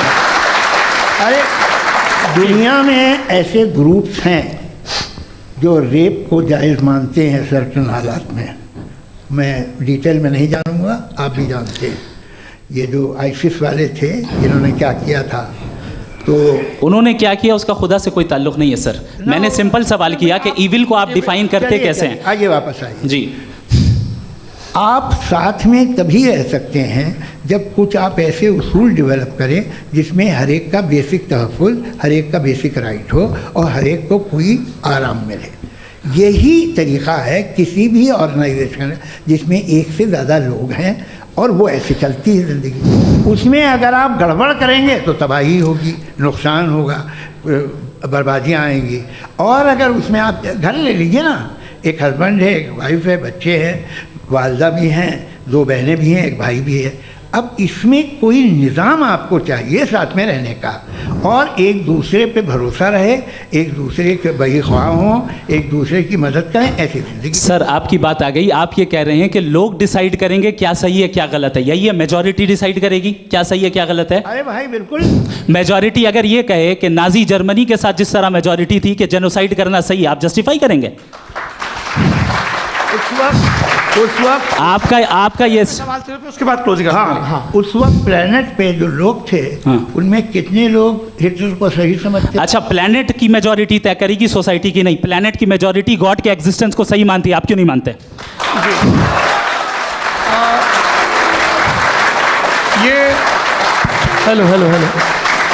یہ کراس کوشچن کا راؤنڈ یہاں پر سماپت ہوتا ہے, اور یہ بڑا اچھا ہے کہ اس طرح سے فریگمنٹ کر دیا گیا ہے تاکہ جو مرکری اوپر جا رہا ہے نیچے جواب دے دوں. جی, پلانٹ کی زیادہ تر میجورٹی کچھ دوسرے مذہبوں کے خدا کو مانتی ہے. آپ انہیں کیوں نہیں, آپ تو میجورٹی کی بات کر رہے ہیں. یہ کلوزنگ آپ یہ کہہ رہے ہیں ایول اور گڈ کو ڈیسائیڈ میجورٹی کرے گی, میجورٹی جو کر دے وہ صحیح ہو جائے گا. اس کو جیسا آپ ہی لوگوں نے طے کیا ہے اسی فارمیٹ کو فالو کر لیتے ہیں. ہاں بھائی, میں نے تو بھلے لوگوں پہ اعتبار کیا اور تب ماڈریشن طے کیا. جی, آپ کے پاس 5 منٹ کا وقت ہے, کلوزنگ آرگیومنٹ ہے, اس کے بعد ہم آڈینس سے کوشچن آنسر لیں گے جاوید صاحب کی کلوزنگ آرگیومنٹ کے بعد. اوکے, بہت شکریہ. جی, ہمارا جو ٹاپک ہے ڈز گاڈ ایگزسٹ, میں اس پہ اتنے اکیڈمک تیاری کر کے آیا تھا, مجھے تھا کہ میں نے سوچا تھا کہ کئی سارے میں آرگیومنٹس دوں گا, لیکن وقت کی بھی قلت اور جاوید صاحب بار بار ادھر ادھر چلے جا رہے تھے تو اس کو بھی تھوڑا انٹرٹین کرنا پڑ گیا. ڈز گاڈ ایگزسٹ پہ میں ایک ہی آرگیومنٹ دے پایا. آرگیومنٹس بہت ہیں اور ڈیفینیٹیو آرگیومنٹس ہیں, اور میرے آرگیومنٹ کو کسی ایک راؤنڈ میں بھی انہوں نے انٹرٹین نہیں کیا اور ریفیوٹ نہیں کیا, ایک راؤنڈ میں بھی نہیں, ایک راؤنڈ میں بھی نہیں. اور نہ ہی ابھی آپ کا کلوزنگ آرگیومنٹ ہے, نہیں, وہ بتا دینا. Argument of contingency. سر ارے میں آپ سے کئی بار کہہ چکا ہوں کنٹینجنسی کا مطلب اب میں کیسے سمجھاؤں آپ کو, آپس میں اور کتنے آسانی سے سمجھاؤں میں, مجھے تو نہیں سمجھ میں آ رہا ہے. آپ اپنی آرگیومنٹ آف کنٹینجنسی اردو میں بول سکتے ہیں. ہاں, آپ اپنی بات پوری کر لیں. جی, آخری 4 منٹ. دوسری چیز, just a minute please ma'am, can I talk? دوسری چیز یہ ہے کہ آپ نے ایک تو اس کا جواب نہیں دیا, دوسرا آپ نے گاڈ کے نہ ہونے پر کوئی ڈیفینیٹیو آرگیومنٹ نہیں دیا, صرف مذہب پہ بات کر رہے ہیں آپ. مذہب تو آج ہمارا ٹاپک ہی نہیں تھا, آج تو ہمارا ٹاپک ہو آپ مذہب سے لے کر آئی ایس تک چلے گئے. بھائی ہمارا کیا تعلق ہے اس سے, وی کنڈیم دیم. اور اس کا گاڈ سے کیا تعلق ہے؟ اگر کوئی غلط کام کر رہا ہے, کسی نے کسی کو قتل کیا, کسی نے کسی کا ریپ کیا, اس کو سزا ملنی چاہیے. اور آپ کے پاس کوئی بھی rational strong foundation of morality نہیں ہے. آپ نے کہا کہ میجورٹی طے کرے گی سوسائٹی کی, وہ صحیح ہوگا. میں نے کہا ہٹلر کو پھر آپ صحیح کہیں گے, نہیں, پلانٹ کی سوسائٹی کی میجورٹی طے کرے گی. تو پلانٹ کی میجورٹی گاڈ کی ایگزسٹنس کو مانتی ہے, آپ کہہ رہے ہیں یہ ریلیجیس ہیں. تو یعنی آپ کے پاس کوئی اسٹرانگ فاؤنڈیشن نہیں ہے آبجیکٹیو موریلٹی کا. آبجیکٹیو موریلٹی کا اگر کوئی فاؤنڈیشن ہے تو وہ صرف گاڈ ہے, گاڈ ہے, گاڈ ہے. Thank you. جی, یہ مفتی شمائل ندوی صاحب کا کلوزنگ آرگیومنٹ تھا. اب ہمارے پاس جی یہ بڑا اچھا ہے کہ دونوں لوگوں کو ماڈریٹر سے شکایت بھی اور بول رہے بھائی ہماری شاباشی بھی تو کرتے چلو. اب میری بات جی, آپ کے پاس جاوید اختر صاحب 5 منٹ کا وقت ہے, یہ آپ کا کلوزنگ آرگیومنٹ ہے, ٹائم ریسیٹ کر دیں. جی دیکھیے, بہت ساری باتیں ہیں. گاڈ کا ڈیفینیشن دنیا کے کسی بھی ریلیجن میں ہے کہ وہ اومنی پوٹنٹ ہے, وہ اومنی پریزنٹ ہے, ہی is just, he is kind, he loves you and so آن. میں جب دنیا دیکھتا ہوں تو مجھے کوئی ایسا سپریم پاور یہاں دکھائی نہیں دیتی ہے جو انسان کی بہبودی کے لیے کچھ کر رہی ہو, کمزور کو بچا رہی ہو, مدد کر رہی ہو, ظالم کو پیچھے ہٹا رہی ہو. میں نہیں دیکھا, تاریخ میں نہیں. ایک تو اگر ہے اور یہ دیکھ رہا ہے تماشا تو اس کا ہونا نہ ہونا برابر ہے. دوم یہ کہ یہ جو ہے جب آپ یہ کہتے ہیں کہ کائنات جس کی کنٹینجنسی ہے, میں دیکھیے وہ لفظ استعمال کیا میں, تو یہ کیسے ہو سکتی ہے بھائی؟ اور فوراً آپ سرنڈر کر دیتے ہیں کہ ظاہر ہے کہ اس کا بنانے والا تو اس سے 10,000 گنا زیادہ کمپلیکیٹڈ ہوگا. उस पर आपके होने पे कोई इतराज़ नहीं है।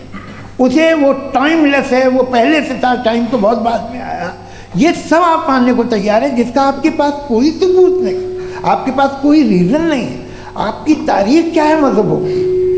बिलीफ की, जो खुदाओं का बिलीफ है, ये कॉन्स्टेंटली गलत साबित होता रहा है। मतलब आप कहें कि अरिस्टोटल के ज़माने में तो सब जाहिल थे, वो भी इतने ही यकीन से खुदा पे यकीन रखते थे, जो अब नहीं रहा, ये भी नहीं रहेगा, आप लिख लीजिए।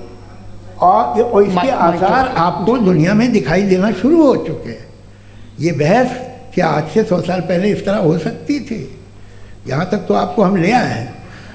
तो सर अरे इनको मदद की ज़रूरत नहीं भाई, ये सेल्फ सफिशिएंट आदमी है, आप क्यों इनकी मदद कर रहे हैं? Sir please. तो ये जो है तमाम बातें अपनी जगह हैं।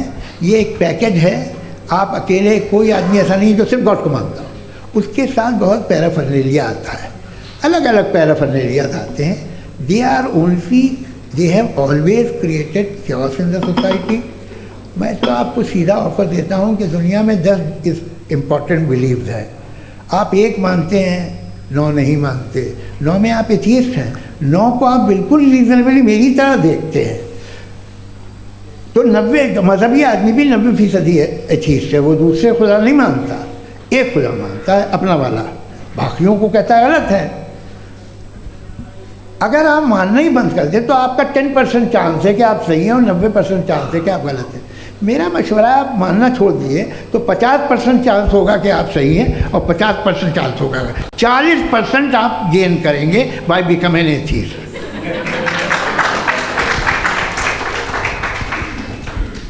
ये एक फरसूदा ख्याल है, ये ख़त्म हो रहा है। हो सकता है मेरी ज़िंदगी में ना हो, लेकिन ये हो जाएगा। जो बातें ये इनको आप मेटाफिज़िकल ये वो ऐसे रिस्पेक्टेबल टर्म दे दिए, ये तो उन लोग के हैं जिन्हें ना फिज़िक्स मालूम थी ना मेटा मालूम था, ये उन्होंने आपको दिए हैं। जी बहुत शुक्रिया आप दोनों लोगों का। और अब इस बातचीत का आखिरी राउंड शुरू होगा, डज़ गॉड एग्जिस्ट की ये बहस मुफ्ती शमाइल नदवी और जावेद अख्तर साहब के बीच।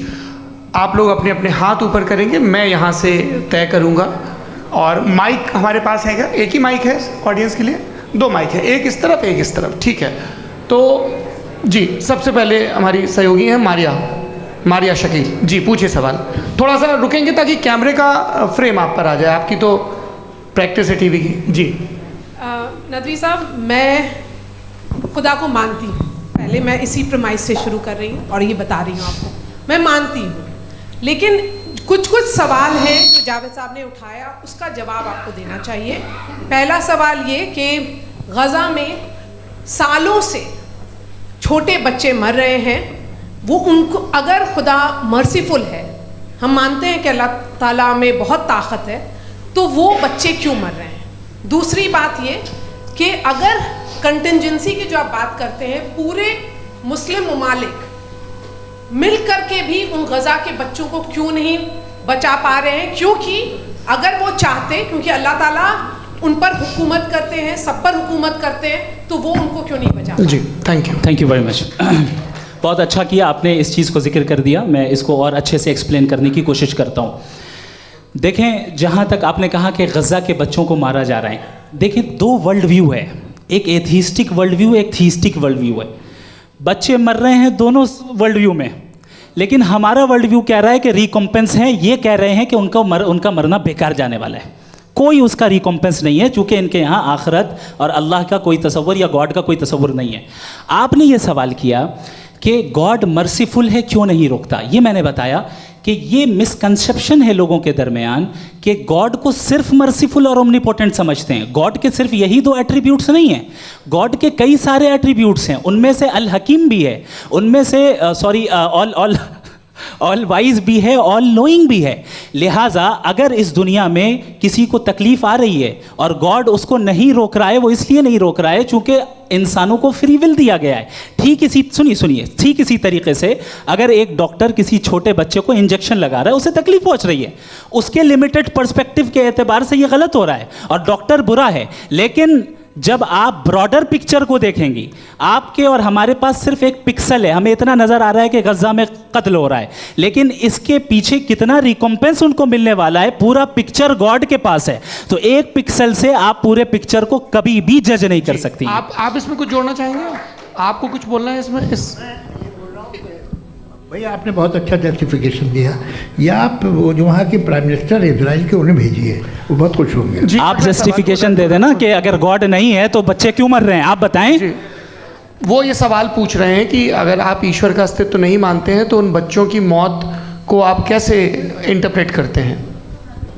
भाई ये दुनिया जो है, जो ताकतवर लोग होते हैं वो एक नाइंसाफ़ी करते हैं। तो ये अच्छा काम है आपके नज़दीक, तो नेचर नाइंसाफ़ी पे मबनी है। अरे मेरे भाई, आप नेचर की कहाँ बात कर रहे हैं, तो इंसान की बात। तो फिर जब मैं इंसान की बात कर रहा था आप नेचर की बात करने लग गए। क्रॉस एग्जामिनेशन नहीं। हाँ, अब आप मुझे बोलने नहीं देंगे तो अलग बात है, आप बोलिए, मैं मुझे कोई चीज़ नहीं।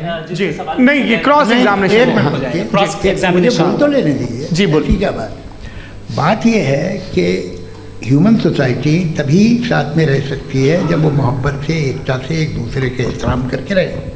इसके अलावा पॉसिबल नहीं है, अकेले तो इंसान रह नहीं सकता। वहाँ पर कुछ लोग हैं जो फाउल करते हैं, वो फाउल हमेशा से तारीख में होता आया है। आज ये हो रहा है, जो हो रहा है बहुत बुरा हो रहा है, बहुत जालिमाना है, बहुत जाबराना है।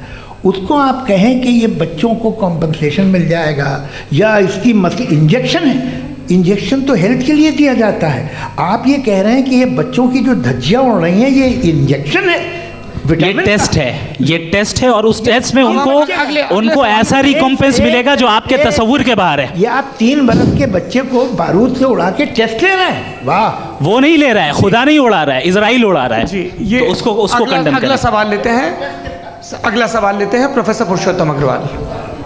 मुफ्ती साहब, एक निवेदन आपसे है कि कम से कम थोड़ा सा माइक क्लोज, एक रिलीजियस और फिलोसफिकल कर मैम प्लीज। एक रिलीजियस और फिलोसफिकल ट्रेडिशन है जो ब्रह्मांड को यानी यूनिवर्स को ही अंतिम मानती है। सर्वम खलु इदम ब्रह्मम, this is Chandogya Upanishad, and it completely rules out the existence और नेसेसिटी, आपके शब्दों में necessity of a creator. The creation itself is the creator. तो एक मिनट प्लीज। दूसरा जो सवाल आपने अभी, जो आप बार बार कह रहे हैं कि भगवान विद्वान भी है, वाइज, सब जानने वाला, तो अगर विजडम में दुनिया भर के पापों और अत्याचारों को बर्दाश्त करना शामिल है, तो फिर इसका मतलब ये हुआ कि अगर मैं फ्री विल से उसको अपोज करता हूँ तो ईश्वर की विजडम और मेरी फ्री विल में कॉन्ट्राडिक्शन है। Because when I am opposing whatever is happening in Gaza, then I am opposing the God's will और गॉड्स विजडम। जवाब लेते हैं क्योंकि तो गॉड की विजडम में, एक मिनट सर प्लीज सर, ये एक जुमला, गॉड की विजडम है कि गाजा में जो कुछ हो रहा है वो हो रहा है, मैं उसको अपोज कर रहा हूँ, तो मैं गॉड की विजडम के खिलाफ जा रहा हूँ। एक सवाल। दूसरा ये नहीं, आपने 2 ऑलरेडी। सर आप और सवाल कर लें, लेकिन मुझे 2 जवाब दे। पहले आपने ये कहा, सुनिए मेरी बात सुनिए। इजराइल के गॉड के मुताबिक तुम्हारा ठीक हो रहा है ना? नहीं हो रहा है, सीख नहीं हो रहा है, मैं बता रहा हूँ क्या हो रहा है। आप तशरीफ रखें, मैं बता रहा हूँ क्या हो रहा है। Let me complete please. एक सेकंड गाइस, एक सेकंड। ये देखिए, ऐसा है कि ये सब बड़ा आपस में विचार विमर्श के बाद ये तय हुआ था कि कुछ नियम बना लिए जाएं ताकि एक टाइम बाउंड बातचीत चले। और भाई साहब, आप बड़ा ज़रूरी काम कर रहे हैं लेकिन कैमरे के फ्रेम में आके उस काम को गड़बड़ कर दे रहे हैं। ठीक है गुरु, अब मेरे को कहीं का गुस्सा कहीं निकालना था, सॉरी। नहीं, कोई गुस्सा नहीं है जी। तो प्रोफेसर ने सवाल पूछे, आप उनके जवाब दें, और थोड़ा ये सब लोग थोड़ा ख्याल रखें भाई, सवाल संक्षिप्त रखें जी। आपने 2 सवाल किया। सबसे पहला ये कहा कि हमारे पास ये कॉन्सेप्ट है कि ये यूनिवर्स खुद नेसेसरी बीइंग है, creation itself is the creator. How irrational is this कि मैं एग्जिस्ट करूंगा बाद में, लेकिन अभी एग्जिस्ट कर भी रहा हूं, यानी एक ही टाइम में एग्जिस्ट भी कर रहे हैं, नहीं भी कर रहे हैं। This is not true. दूसरी चीज आपने कहा कि अगर इजराइल में, सॉरी माफ कीजिएगा, Israel doesn't exist, occupied Palestine में अगर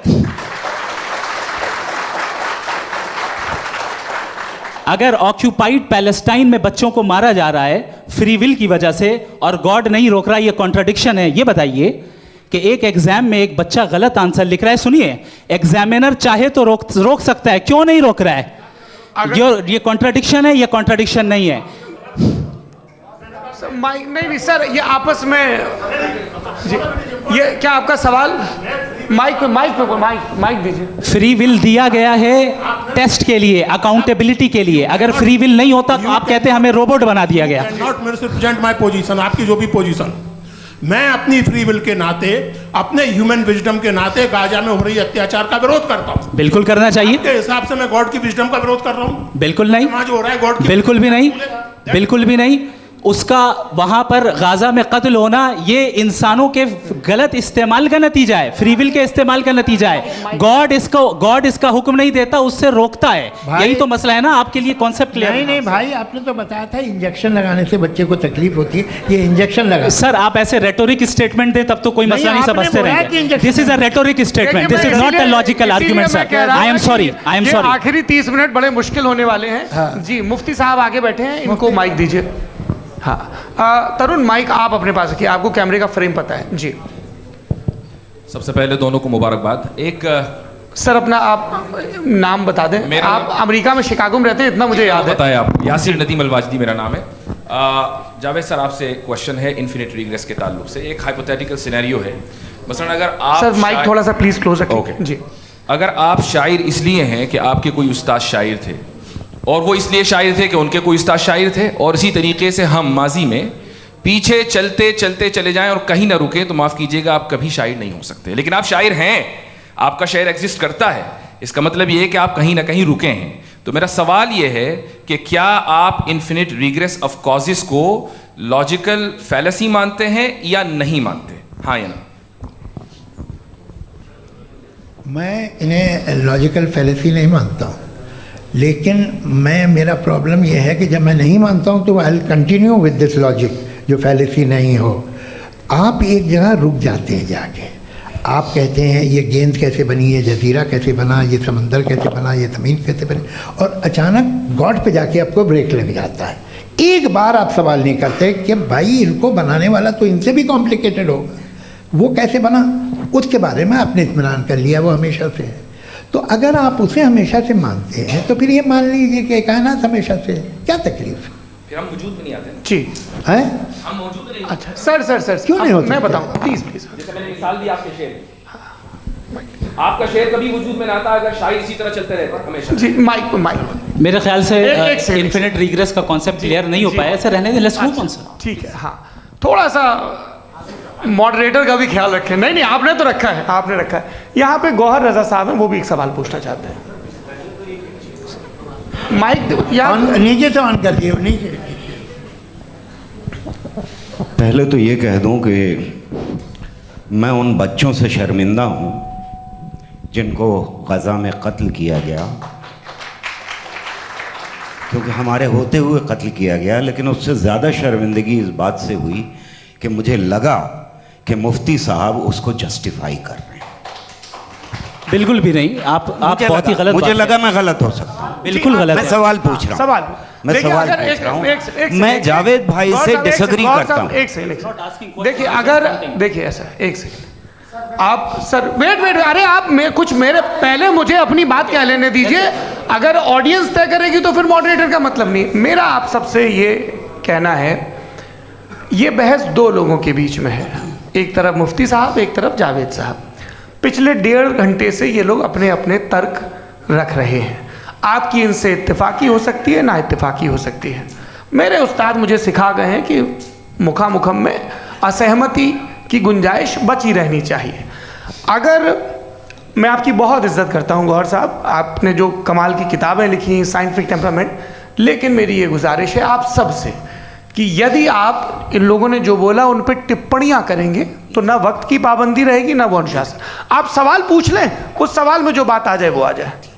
मैं जावेद साहब से डिसएग्री करता हूँ, इसलिए जावेद साहब से सवाल पूछ रहा हूँ। आपका सवाल जावेद अख्तर साहब से। और सवाल ये है मेरा कि जावेद साहब ने कई बार लॉजिक का इस्तेमाल किया कि साइंस में लॉजिक है और रिलीजन में लॉजिक नहीं है। मेरा ख्याल ये है कि रिलीजन में भी लॉजिक है, लेकिन उस लॉजिक की बेसिस ये है कि आप रुक जाते हैं, जिसका जिक्र जावेद साहब ने बार बार किया, यानी खुदा के तसव्वुर पे आते हुए, गॉड के तसव्वुर पे आते हुए रुक जाते हैं।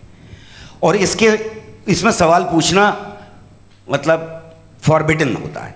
सवाल ये है कि क्या जावेद साहब इससे एग्री करते हैं کہ سائنس کی لاجک الگ ہے اور ریلیجن کی لاجک الگ ہے. بتائیے سر. دیکھیے 3 چیزیں ہیں. سائنس ہے، ایک ہے منطق ہے، استدلال ہے، اور ایک جو ہے کچھ بھی نہیں ہے، فیتھ ہے، عقیدہ ہے. میں عقیدے کی لاجک کا قائل نہیں ہوں. مجھے آپ استدلال سے، لاجک سے، ریزن سے سمجھائیے، میں ماننے کو تیار ہوں، میرا کیا نقصان ہوگا. لیکن یہ کہ عقیدے پہ میں نہیں جا سکتا ہوں. عقیدے کا مطلب ہے کہ تم یہ مان لو، سوال نہ کرو، یہ نہیں. آپ ساری باتیں کر کے، بڑی سائنٹیفک باتیں کر کے ایک جگہ جا کے خدا کے حدود پہ رک جاتے ہیں، سرنڈر کر دیتے ہیں. میں سرنڈر کرنے کو تیار نہیں. That's all. جی یہ آگے سر بیٹھے ہوئے ہیں، ان کو مائک دیجیے. بھائی وہ آپ پوچھنا چاہ رہے تھے نا؟ ہاں نہیں میں یہ تھینک یو. جی آپ کا نام؟ عاصم افتخار. آصف جی پوچھیں.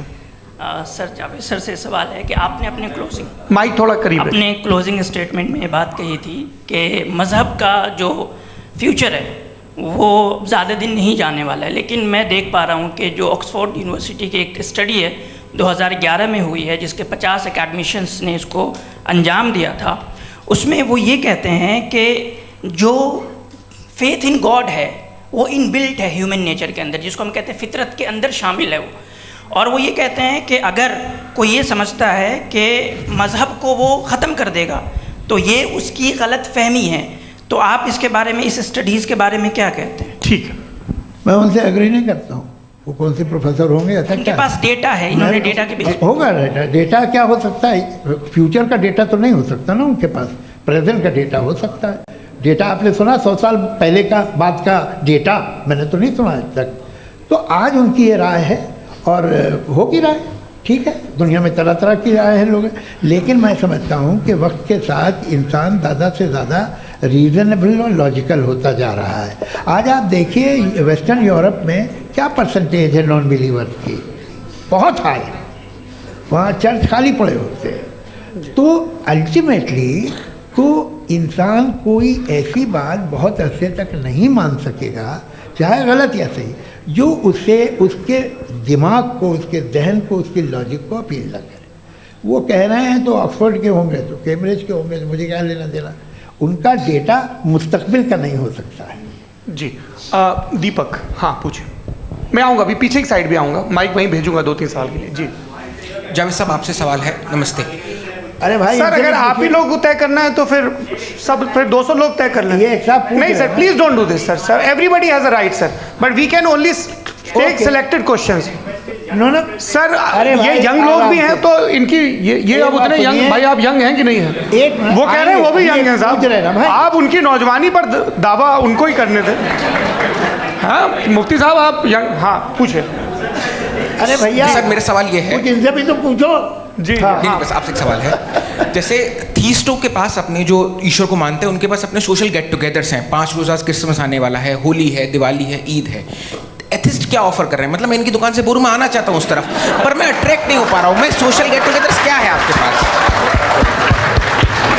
وہ یہ کہہ رہے ہیں کہ جو دھارمک لوگ ہیں، الگ الگ دھرم کے لوگ، ان کے اتسو تیوہار کانگریگیشن بہت ہیں. اب آپ کو میں ایک سناتا ہوں. یہاں ہسٹورین بھی بیٹھے ہیں.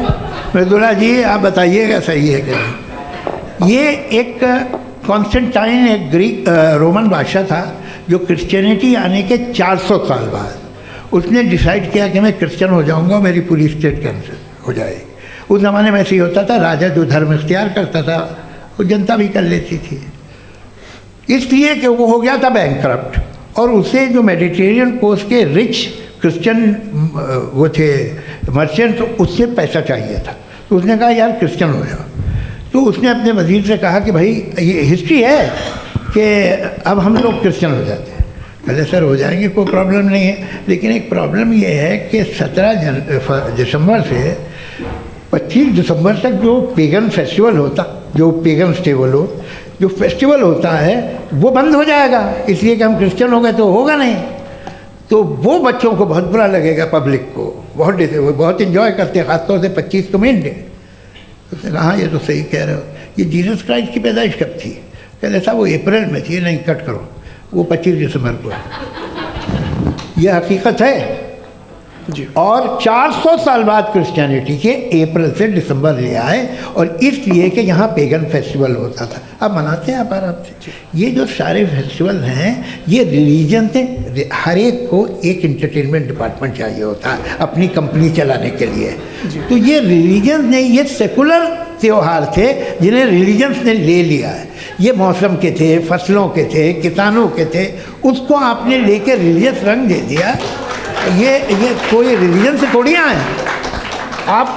اچھا ہمیں دیکھیے, ہم تو مولد ہیں, ہم عید مناتے ہیں, ہم دیوالی مناتے ہیں, ہم ہولی مناتے ہیں, ہم کرسمس مناتے ہیں. بمبئی کی فلم انڈسٹری کی سب سے بڑی ہولی ہمارے گھر میں ہوتی ہے, سب سے بڑی عید ہمارے گھر میں ہوتی ہے. وہ ہماری سوشل وہ ہے, ہمارا ہیریٹیج ہے.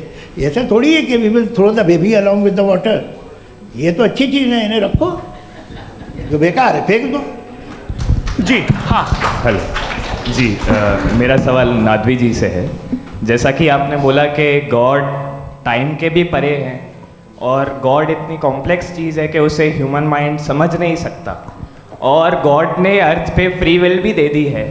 تو آپ اپنا وقت ضائع کیوں کر رہے ہیں گاڈ کے بارے میں بات کر کے؟ اپن کو تو بات کرنی چاہیے کہ سوسائٹی کو بہتر کیسے کریں. جی میں, گاڈ وہی بتاتا ہے سوسائٹی کو کیسے بہتر کرے. ابھی میں آپ کا جواب دیتا ہوں. آپ نے کہا کہ ٹائم پہ وہ ایگزسٹ نہیں کرتا, سو میرا سوال یہ ہے کہ جیسا آپ نے بولا کہ گاڈ بہت ہی کمپلیکس چیز ہے. میں نے کہا ہی نہیں کہ کمپلیکس ہے, تو آپ کے الفاظ ہیں. کمپلیکس کا لفظ گاڈ کے لیے سوٹیبل نہیں ہے. کیوں؟ کیونکہ کمپلیکس وہ چیزیں ہوتی ہیں جو object who. God is not an object جس کو آپ انسٹرومنٹ کے ذریعے لیبوریٹری میں جا کے ٹیسٹ کریں, او اٹس ویری کمپلیکس. نو, وہ کوئی کار کا انجن نہیں ہے. وہ فلاسافیکلی نیسیسری بینگ ایسی بینگ ہے جو سمپل بینگ ہے. ہاں, آپ اس کو مکمل طور پہ اس کی تمام حکمتوں کو جان لے اور ہر چیز کو جان لے, یہ پاسبل نہیں ہے, چونکہ وہ آل وائز ہے, آپ آل وائز نہیں ہیں, اور وہ خدا ہے, وہ آپ کو ساری چیزیں بتا دے, یہ ضروری نہیں. میرا سوال یہ نہیں تھا. میرا سوال یہ تھا کہ جب گاڈ اتنا پرے ہے اس دنیا سے کہ اس نے ارتھ پہ فری ول بھی دی ہے, ہم سب ہیومنس کی فری ول ہے, اور جو سوسائٹی میں ہو رہا ہے وہ اپن لوگ ڈیسائیڈ کریں گے, تو اپن لوگ ڈیسائیڈ نہیں کریں گے نا, اپن لوگ ڈیسائیڈ نہیں کریں گے. گاڈ جو ہے, گاڈ نے وہ اس کی ذات, اس کی ایگزسٹنس ٹائم اینڈ اسپیس سے پرے ہے, لیکن وہ ہمارا ٹیسٹ لے رہا ہے, اور اسی گاڈ نے ہمیں بتایا کہ تمہیں کیا کرنا ہے کیا نہیں کرنا ہے. تو ظاہر اس گاڈ کی بات سنیں گے نا ہم. جی وہ پیچھے ایک چشمہ لگایا جو میم کھڑی ہیں, ان کو دیجیے. ہاں آپ جی جی بالکل آئیں گے. دیکھیے میں کوشش کر رہا ہوں سب طرف جانے کی. ہاں ان کو دیجیے مائک. جی ہیلو سر, میں اومنی پریزنٹ نہیں ہوں, ٹائم پابند ہوں, اور جہاں تک کوشش کر سکتا ہوں کروں گا. جی اپنا نام بتائیے. میرا نام ارسلا ہے, میں دلی یونیورسٹی کی ایک اسٹوڈنٹ ہوں, اور میں اسٹوڈنٹ فیڈریشن آف انڈیا سے ہوں.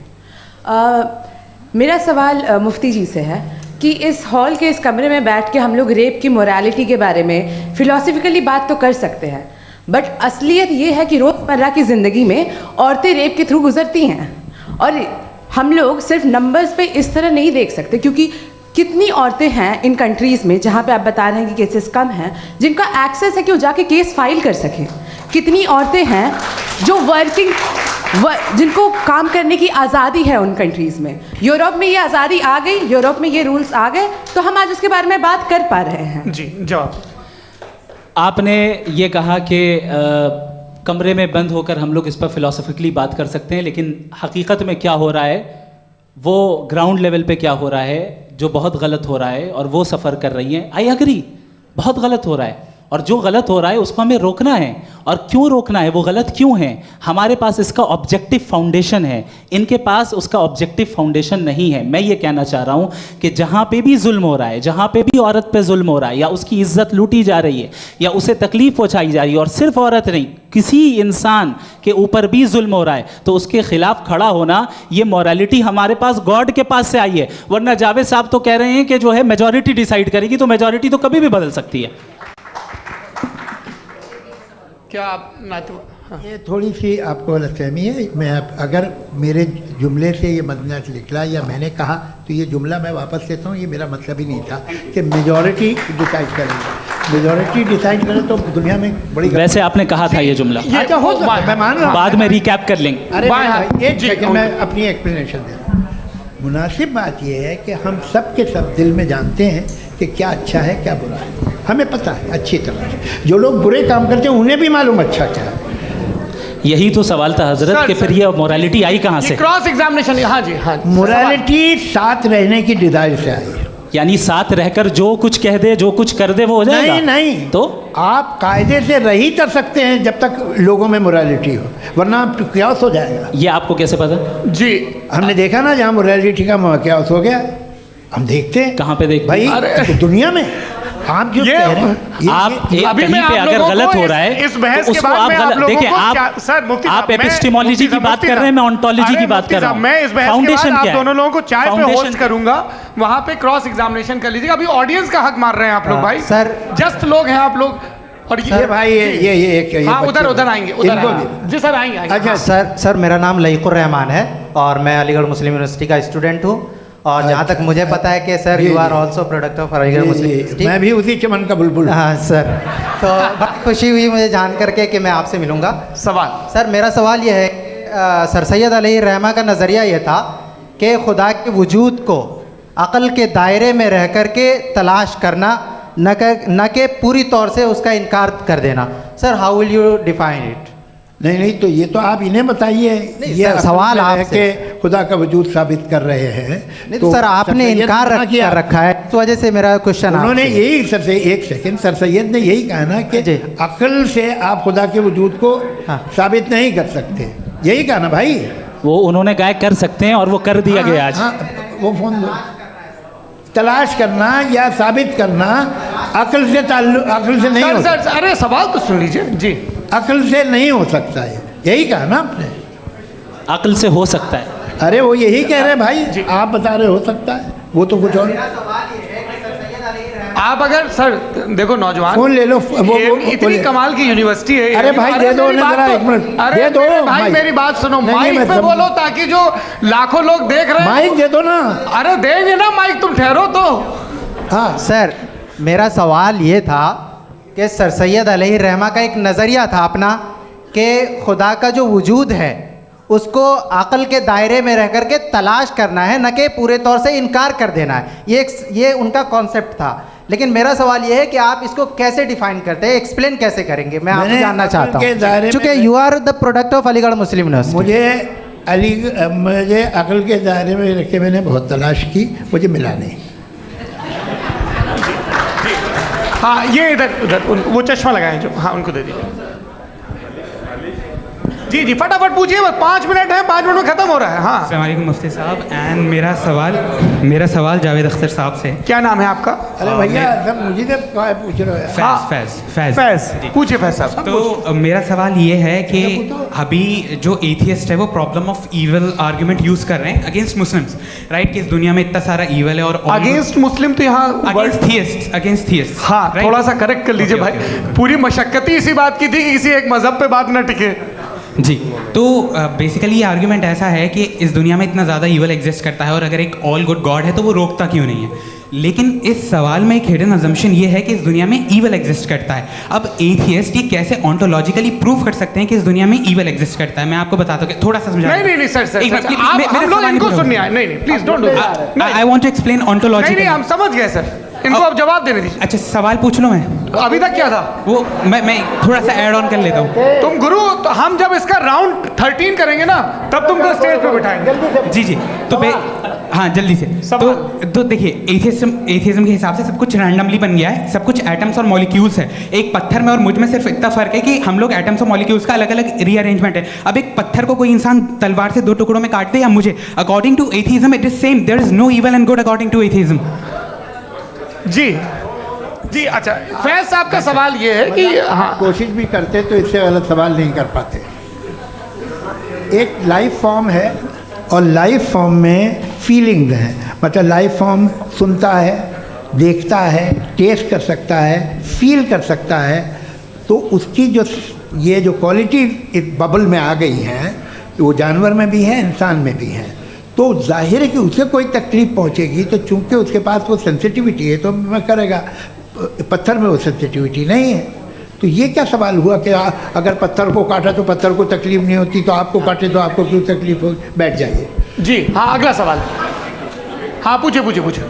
جی جاوید اختر صاحب, अरे भैया सब आप लोग मुफ्ती साहब को छोड़ रहे हैं तो मेरे ही पीछे पड़े हैं क्या? फिर चलो बोलो भाई.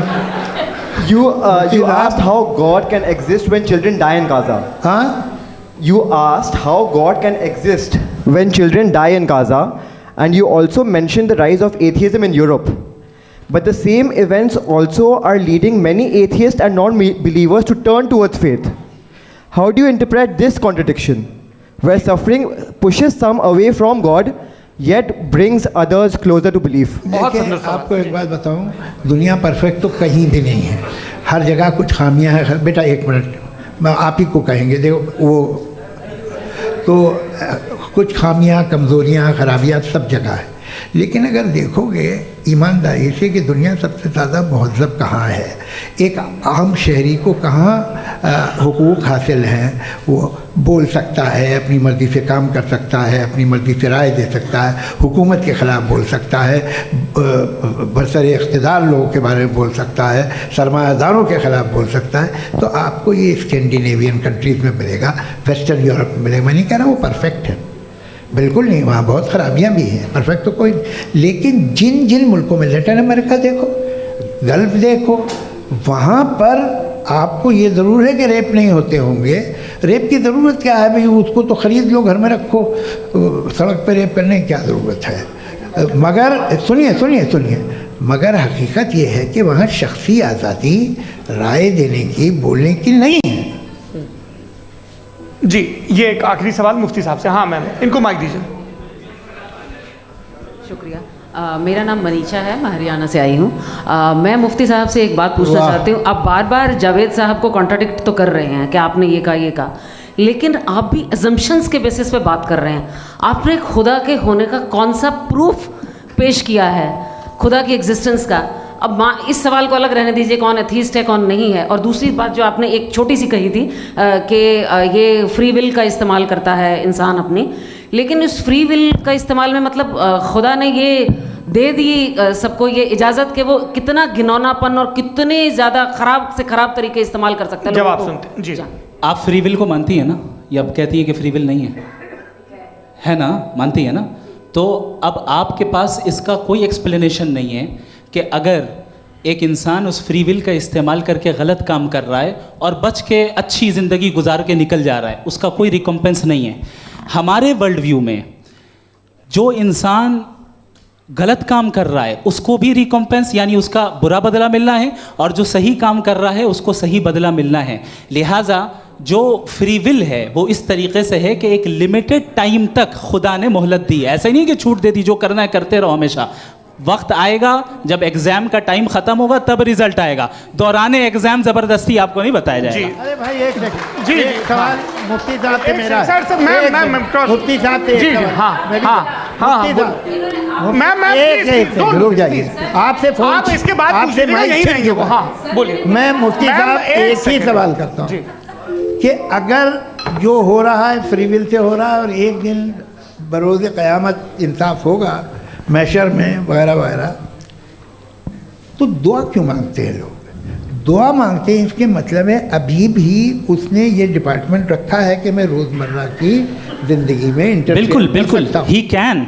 तो तुम कैन हो, तुम मुझे नौकरी दिला देते हो, मेरे बेटे को ग्रीन कार्ड दिला देते हो, और 45,000 बच्चे मरते उन्हें रोकते नहीं हो.